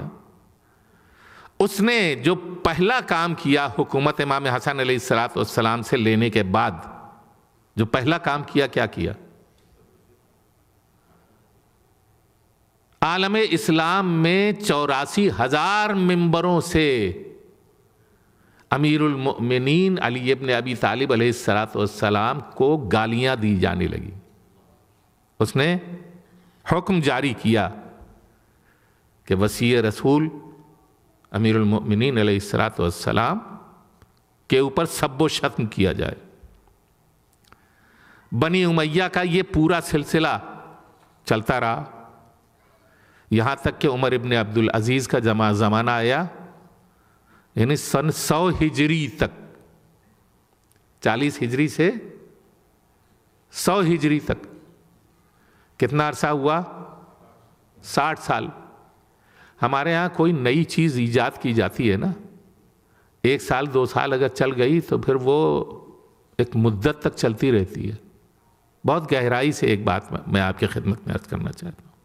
کوئی بھی بدعت ہو یا سنت ہو، جیسی بھی کوئی ایک رسم ایجاد ہو گئی بس تو دیکھا دیکھی سب کرنے لگتے ہیں، ہے نا؟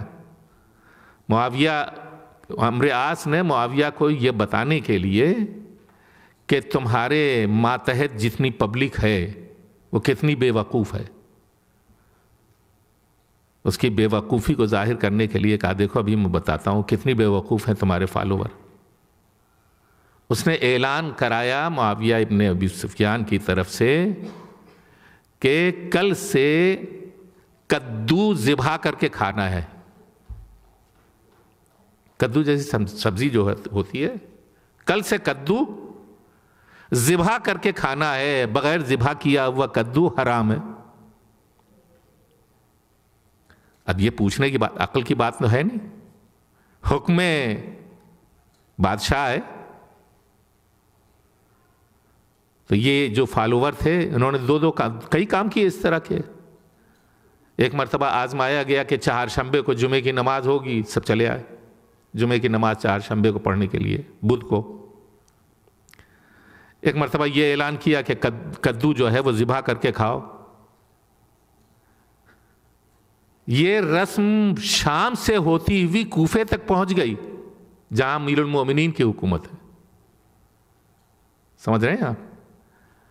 جو اس زمانے کے لوگوں کو بہت بڑا عقل مند سمجھتے تھے ان کی حرکت یہ تھی کہ لوگ آ کر کے پوچھنے لگے مولا کائنات سے، مولا یہ ہو رہا ہے، کیا ہم بھی کدو ذبح کر کے کھائیں؟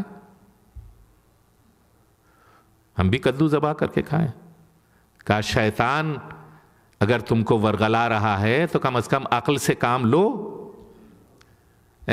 جانور ذبح کیے جاتے ہیں، سبزی ذبح نہیں کی جاتی. تو یہ ایسے لوگ، پھر ایسے لوگوں کے درمیان ایک رسم بنائی گئی کہ 60 سال تک مسلسل امیر المؤمنین کے اوپر لعنت بھیجی جائے. کئی نسلیں گزر گئیں کہ نہیں؟ یہ جو کئی نسلیں گزر گئیں، یہاں تک کہ بنی امیہ ختم ہو گئے، بنی عباس کا زمانہ آیا. مسلمان ابھی تک ویسے ہی ہیں نا. عمر ابن عبدالعزیز نے روک تو دیا لیکن یہ کیڑے امت میں ابھی تک باقی تھے. امام رضا علیہ السلام کا دور آیا تو امام رضا علیہ السلام نے مدینے سے نکلنے کے بعد 3 سال کے عرصے میں جو اہم ترین کارنامہ انجام دیا ہے وہ جناب امیر المؤمنین کے اوپر کے چہرے کے اوپر جو پردے پڑے ہوئے تھے اسے نورانی چہرہ بنانے کی کوشش کی. نورانی چہرہ بنانے کی کوشش کی. اور وہ حدیث جو آپ نے بارہا سنی ہوگی کہ 12,000 اہل قلم نے شاپور میں منتظر تھے کہ امام رضا علیہ السلام حدیث بیان فرمائیں، تو آپ نے امامت کی اہمیت کو توحید سے متصل کر کے یہ فرمایا کلمۃ لا الہ الا اللہ حصنی ومن دخل حصنی امن من عذابی.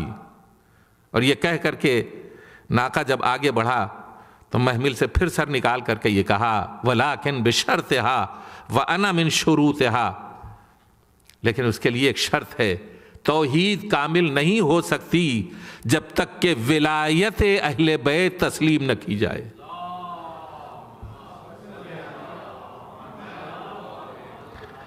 دوسری حدیث بیان فرمائی ولایت علی ابن ابی طالب حصنی ومن دخل فی حصنی امن من عذابی.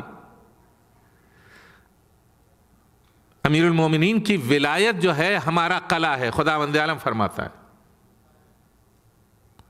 اور یہ حدیث جن وسیلوں سے بیان کی گئی اس کے لیے ابن حجر عسقلانی نے یہ کہا ہے کہ اگر یہ روایت جن جن لوگوں سے نقل کی گئی ہیں ان کے نام اگر کسی دیوانے کے اوپر پڑھے جائیں تو اس کی دیوانگی دور ہو جائے،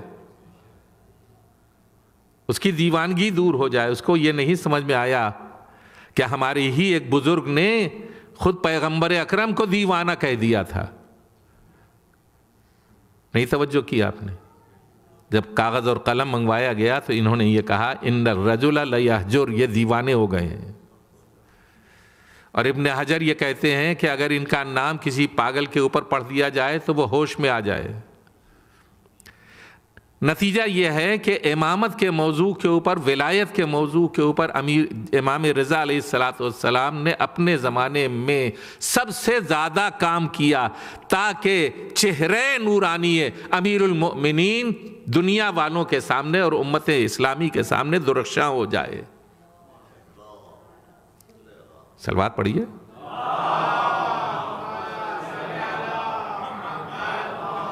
دشمن نے جو کام کیا وہ یہ کیا کہ بھائی 8ویں امام نے تو یہ کیا ہے، اشہد ان علی ولی اللہ، تو ہم کو کیوں نہ کہنا چاہیے؟ جبکہ یہ بھول گئے کہ 8ویں امام کے امام موسیٰ کاظم علیہ السلام ہے. امام موسیٰ کاظم علیہ السلام کے امام جعفر صادق ہے. امام جعفر صادق علیہ السلام کے امام باقر ہے. امام باقر کے امام زین العابدین ہے. امام زین العابدین کے امام حسن اور امام حسین علیہ السلام ہے. امام حسن اور امام حسین علیہ السلام کے امام امیر المؤمنین ہے. تو ان کو درد نہیں اٹھا، 8ویں امام کو ہی تنہا درد اٹھا ہے. جہاں دین کامل ہو گیا، اور وہ بھی کمال کو اس وقت پہنچا جبکہ ولایت علی کا اعلان کیا جا رہا تھا. تو اب یہاں سے لے کر کے 8ویں امام کے زمانے تک ولایت باقی تھی کہ نہیں؟ اگر ولایت باقی تھی تو کسی امام نے اگر اس ماحول کی تاریکی کو ولایت امیر المومنین کے ذریعے دور کرنا چاہا تو تم کیوں اس میں خلفشار برپا کرتے ہو کہ 8ویں امام نے کہہ دیا لہذا ہمیں بھی کہنا چاہیے؟ ان کے پہلے جو نمازیں ہو رہی تھیں وہ کامل نمازیں تھیں. لہذا آج بھی جو امام جعفر صادق علیہ السلام نے جو مرتب کی ہے فقہ جعفری، جو فقہ جعفری مرتب کی ہے، اس میں جو نماز ہے وہ یہی نماز ہے. اشہد ان لا الہ الا اللہ، تشہد کیا ہے؟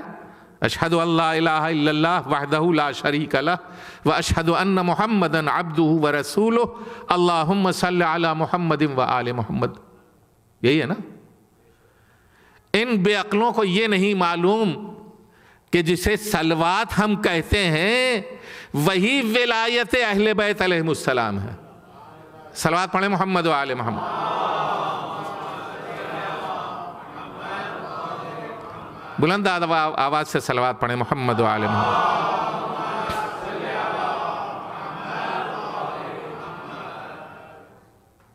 3 برس تک، اور وہ بھی مدینے سے جب چلے ہیں تو پہلے حج کیا ہے. امام محمد تقی علیہ السلام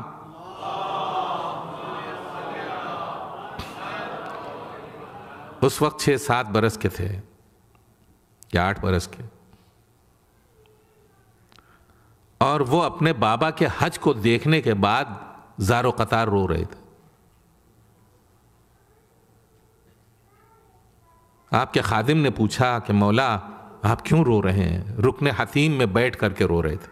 رکن حتیم وہ دائرہ ہے، آدھا دائرہ جو کعبے سے متصل ہے، وہاں بیٹھے ہوئے امام محمد تقی علیہ السلام رو رہے ہیں.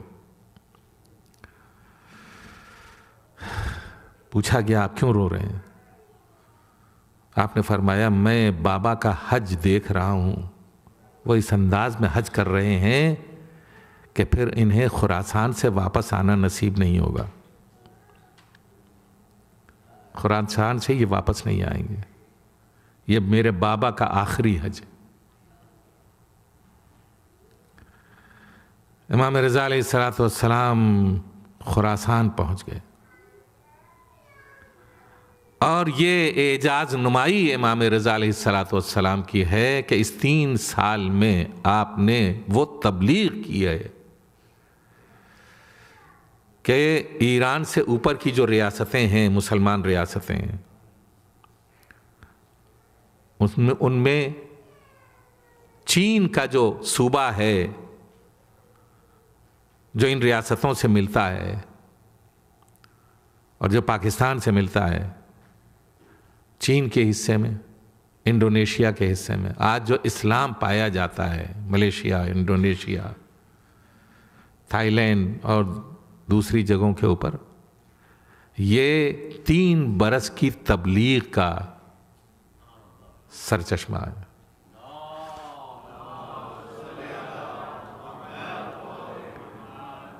یہی نہیں، امام رضا علیہ السلام کے تشریف لانے سے پہلے ایران شیعہ ملک نہیں تھا۔ آپ نے اس ملک کو علی اور اولاد علی کا ملک بنا دیا، اہل بیت کا ملک بنا دیا، سلمان فارسی کا ملک کہ جس کے اوپر پیغمبر اکرم صلی اللہ علیہ وآلہ وسلم افتخار کرتے ہیں۔ پہلا کام یہ کیا کہ امیر المؤمنین کی فضیلت اور عظمت کو نمایاں کیا، اور دوسرا کام یہ کیا کہ عزائے سید الشہداء اپنے جد بزرگوار حسین کی مجلس عزا کی داغ بیل ڈال کر کے اسے نشر کیا اور پھیلایا۔ اپنے اصحاب کو اکٹھا کر کے امام حسین کی مجلس برپا کرتے تھے، اور مجلس برپا کرنے کے بعد اپنے اصحاب سے یہ کہتے تھے کہ رو، گریہ کرو میرے جد بزرگوار کے غم میں۔ آپ نے انگلش کی مجلس میں یہ سنا ہوگا، ریان ابن شبیب آپ کے ان خاص صحابیوں میں سے ہیں کہ جن سے امام رضا علیہ السلام نے فرمایا، یا ابن شبیب ان کنت باکیا بشیء فابکی للحسین، اے ابن شبیب اگر تمہیں کسی غم میں رونا آئے تو میرے جد بزرگوار حسین مظلوم کے اوپر آنسو بہاؤ، میرے جد بزرگوار حسین کے اوپر آنسو بہاؤ۔ ایک مرتبہ امام مجلس برپا کی اور لوگ رو رہے تھے، گریہ کر رہے تھے، آنکھوں کے اوپر رومال رکھ کر کے۔ آپ نے فرمایا کہ کیسے رو رہے ہو؟ رومال ہٹا کر کے صحابی نے کہا کہ مولا میں دیکھیے یہ میری آنکھیں بھیگی ہوئی ہیں، میں رو رہا ہوں۔ آپ نے فرمایا ایسے نہ رو، اس طرح سے رو کہ جیسے کوئی بوڑھی ماں اپنے جوان لال کے اوپر روتی ہے۔ جزاکم ربکم، اپنے جوان لال کا ماتم کرتی ہے۔ عزیزو، حسین کے غم میں امام رضا علیہ السلام دن رات گریہ کرتے تھے۔ ایک منزل وہ آئی کہ ظالم نے امام کے قتل کا اہتمام کیا۔ ایک موقع وہ بھی تھا کہ جب اس نے 40 غلاموں کو زہرآلود تلوار سے لیس کر کے امام کے حجرے میں بھیجا، اور امام چادر اوڑھے ہوئے سو رہے تھے۔ یہ 40 تلواریں مسلسل امام کے اوپر پڑتی رہیں، اور جب وہ مطمئن ہو گئے کہ امام قتل ہو گئے تو وہ چلے گئے واپس۔ بادشاہ نے کالا لباس پہنا اور صبح صبح امام کے حجرے کی طرف آیا، کسی سے دکھلایا کہ امام کس حالت میں ہے۔ تو جب حجرے کے قریب وہ خادم گیا تو اس نے آواز سنی کہ امام یہ آیت پڑھ رہے ہیں، یریدون ان یطفئوا نور اللہ بافواہہم، یہ لوگ اللہ کے نور کو پھونکوں سے بجھانا چاہتے ہیں، اور اللہ کا نور اپنی روشنی کو بکھیر رہا ہے۔ لیکن دوسری مرتبہ اس نے سری ترین زہر امام کے لیے منتخب کیا، اور اپنے خادم سے یہ کہا کہ ان انگوروں کو نچوڑو، اپنے ہاتھ میں زہر کو ملنے کے بعد انگوروں کو نچوڑو۔ بعض میں زہر انگوروں کے ذریعے اور بعض میں انار کے ذریعے عرق نچوڑا گیا، اور نچوڑنے کے بعد امام سے یہ کہا گیا کہ اسے نوش فرمائیے۔ امام نے فرمایا کہ میں اس وقت نہیں نوش کروں گا۔ اس نے تلواریں نکلوائیں اور کہا اگر آپ اس شربت کو نوش نہیں کرنا چاہتے تو یہ تلواریں آپ کا کام تمام کر دیں گی۔ بعض روایات میں یہ ملتا ہے کہ کچھ انگور تھے جو زہر سوئی سے بجھائے گئے تھے، سوئی کے ذریعے زہر سے بجھائے گئے تھے۔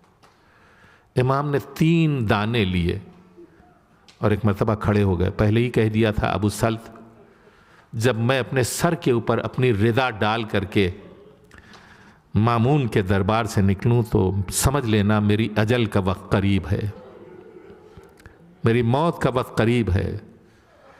ابو سلط جو ہے پریشان ہو گئے کہ مولا کو زہر دے دیا گیا ہے، اپنے حجرے میں تشریف لائے۔ ابو سلط سے کہا کہ ابو سلط دروازہ بند کر دو، کوئی آنے نہ پائے، کہ اتنے میں دیکھا ابو سلط نے کہ ایک نوخیز جوان، ایک شہزادہ ہے جو آ رہا ہے اور گھر میں داخل ہو گیا۔ ابو سلط نے کہا کہ مولا آپ کہاں جا رہے ہیں اور کہاں سے آئے ہیں؟ کہا میں مدینے سے آیا ہوں۔ کہاں تشریف لے جا رہے ہیں؟ کہا اپنے بابا کا آخری دیدار کرنے کے لیے آیا ہوں، اپنے بابا کا آخری دیدار کرنے کے لیے آیا ہوں۔ اے ابو سلط اس دروازے کو بند رکھنا۔ امام محمد تقی علیہ السلام نے اپنے ہاتھوں سے اپنے بابا کو غسل دیا، اپنے ہاتھوں سے بابا کو کفن پہنایا، اور کفن پہنانے کے بعد نماز ادا کی، اور نماز ادا کرنے کے بعد ابو سلط سے کہا کہ میں نے اپنا کام کر دیا، اب میں واپس مدینے کے لیے جا رہا ہوں۔ امام محمد تقی علیہ السلام مدینے کی طرف روانہ ہوئے۔ میں کہوں گا اے امام خوشا نصیب آپ کا، آپ مدینے سے آ گئے اپنے بابا کو غسل دینے کے لیے، اپنے بابا کو کفن پہنانے کے لیے، اپنے بابا کو کی آخری منزلیں سر کرنے کے لیے، اسرار امامت سینے سے لگا کر کے حاصل کرنے کے لیے، لیکن ہائے ایک جوان خیمے کے اندر پڑا ہے، بخار میں بھن رہا ہے، اور بابا مقتل میں زخموں سے چور ہے، سینے کے اوپر شمر سوار ہے، سر و گردن میں جدائی کی جا رہی ہے، اور اتنے میں زمین کربلا ہلنے لگتی ہے۔ جناب زینب ہاتھ ہلاتی ہیں، کہتی ہیں میرے لال، ارے غش سے چونکو، دیکھو قیامت کے آثار نمودار ہو گئے۔ اے پھوپھی اماں خیمے کا پردہ ہٹائیے۔ جو خیمے کا پردہ ہٹا، بیمار کربلا نے عجب منظر دیکھا، بابا کا سرنوں کے نیزہ پر ہے، آواز دی السلام علیکہ یا ابا عبداللہ، السلام علیکہ یا ابن رسول اللہ۔ اے پھوپھی اماں میں یتیم ہو گیا، آپ بن بھائی کے ہو گئی۔ وَسَيَعْلَمُ الَّذِينَ ظَلَمُوا أَيَّ مُنْقَلَبٍ يَنْقَلِبُونَ۔ مظلوم بے وطن یہ میرا مولا رضا ہے، مظلوم بے وطن یہ میرا مولا رضا ہے، مظلوم بے وطن یہ میرا مولا رضا ہے، مظلوم بے وطن یہ میرا مولا رضا ہے، مظلوم بے وطن یہ میرا مولا رضا ہے، مظلوم بے وطن یہ میرا مولا رضا ہے، مظلوم بے وطن یہ میرا مولا رضا ہے، مظلوم بے وطن یہ میرا مولا رضا ہے، مظلوم بے وطن یہ میرا مولا رضا ہے، مظلوم بے وطن یہ میرا مولا رضا ہے، مظلوم بے وطن یہ میرا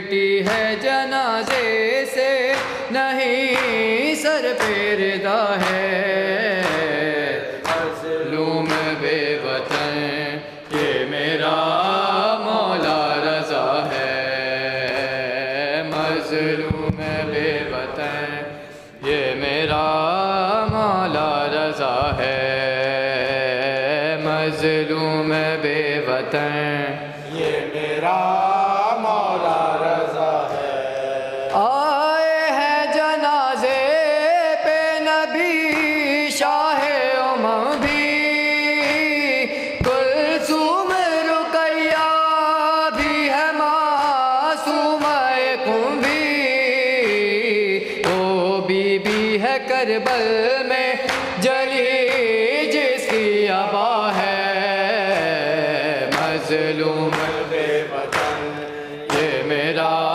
مولا رضا ہے مظلوم بے وطن یہ میرا مولا رضا ہے مامون عباسی کی عنایت ہے یہ لوگوں ہے آل پیغمبر سے عداوت ہے یہ لوگوں سیدوں پہ ذرا دیکھو یہ امت کی وفا ہے مظلوم بے وطن یہ میرا مولا رضا ہے مظلوم بے وطن یہ میرا مولا رضا ہے روتے ہیں فرشتے بھی زمین اور زماں بھی ہے لو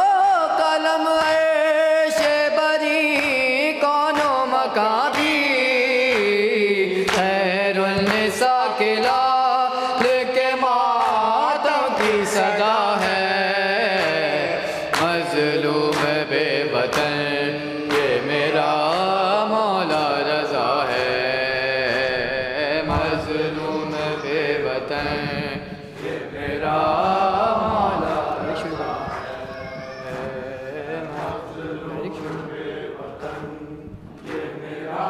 ابا تک پہنچ گیا اکبر کا لہو شہ کی ابا تک پہنچ گیا اکبر کا لہو شہ کی ابا تک پہنچ گیا اکبر کا لہو شہ کی ابا تک پہنچ گیا اکبر کا لہو شہ کی ابا تک پہنچ گیا اکبر کا لہو شہ کی ابا تک پہنچ گیا اکبر کا لہو شہ کی ابا تک پہنچ گیا دسار سے وہ ماں کی دسار سے وہ ماں کی ردا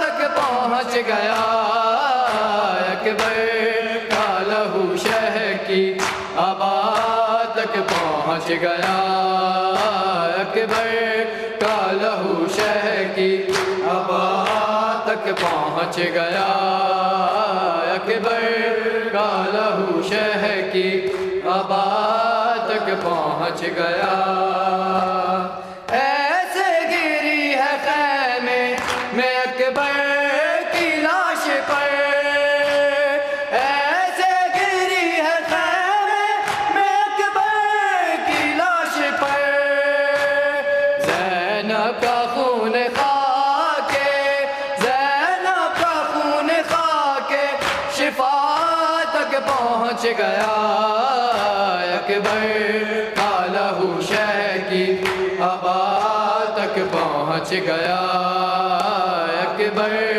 کا لہو شہ کی ابا تک پہنچ گیا اکبر کا لہو شہ کی ابا تک پہنچ گیا آواز رن سے آئی کہ بابا میں گر پڑا آواز رن سے آئی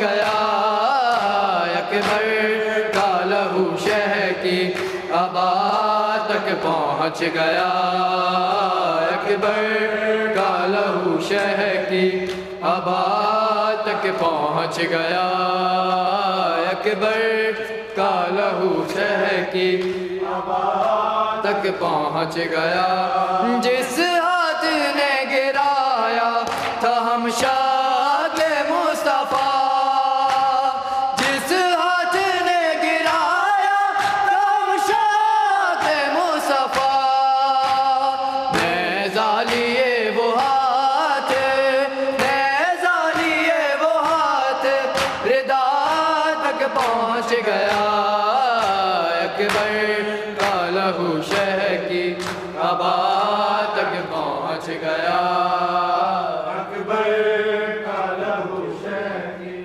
آباد تک پہنچ گیا یا حسین یا غریب الغرباء اے میرے بھائی رضا اے غریب الغرباء اے میرے بھائی رضا اے غریب الغرباء اے میرے بھائی رضا اے غریب الغرباء اے میرے بھائی رضا رو کے معصوم آئے قوم رو کے معصوم آئے قوم تم سے دیتی ہے صدا اے میرے بھائی رضا اے غریب الغرباء اے میرے بھائی رضا اے غریب الغرباء اے میرے بھائی رضا تیرا دیدار نہیں بھائی قسمت میں میری بے ہواؤں کو ذرا حکم ہے میرے علی سن لوں آواز تیری سن لوں آواز تیری دل بہل جائے میرا اے میرے بھائی رضا اے غریب الغرباء اے میرے بھائی رضا اے غریب الغرباء اے میرے بھائی رضا دیکھنے آئی ہوں میں تم سے صورت تیری اے غریب الغرباء دیکھ غربت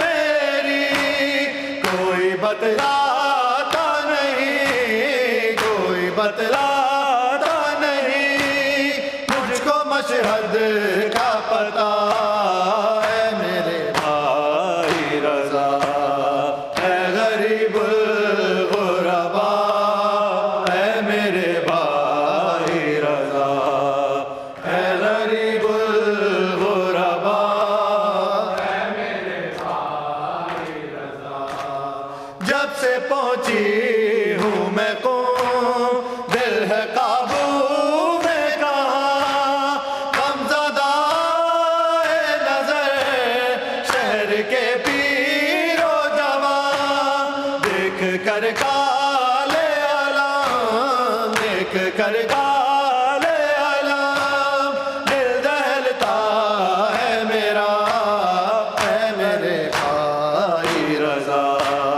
اے غریب الغرباء اے میرے بھائی رضا اے غریب الغرباء اے میرے بھائی رضا ہوں یتیمہ لیکن وہ یتیمہ تو نہیں قیدی بابا کی قسم میں سکینہ تو نہیں جس کے گوہر بیچنے جس کے گوہر بیچنے جس کا دامن بھی جلا اے میرے بھائی رضا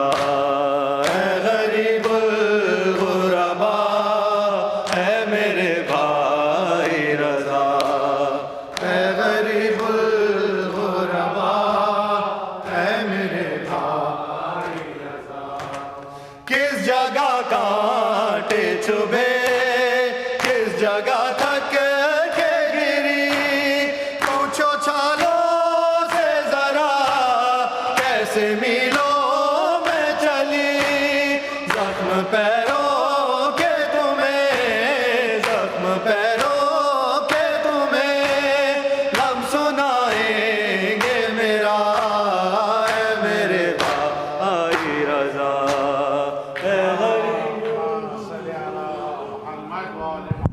وعجل فرجهم متوجه زيارت السلام عليك يا أبا عبد الله السلام عليك يا ابن رسول الله السلام عليك يا ابن أمير المؤمنين وابن سيد الوصيين السلام عليك يا ابن فاطمة الزهراء سيدة النساء العالمين خصوصا سيدي مولاي أبو الفضل العباس وقاسم ابن الحسن ومسلم ابن عقيل وهاني ابن عروة وحبيب ابن مظاهر والحر الشهيد الرياحي السلام عليكم يا ساداتي وموالي جميع ورحمة الله وبركاته السلام عليك يا غريب الغرباء السلام عليك يا معين الضعفاء والفقراء السلام عليك يا سلطان العرب والعجم يا علي بن موسى الرضا روحي وجسمك الفداء ورحمة الله وبركاته السلام عليك يا صاحب العصر والزمان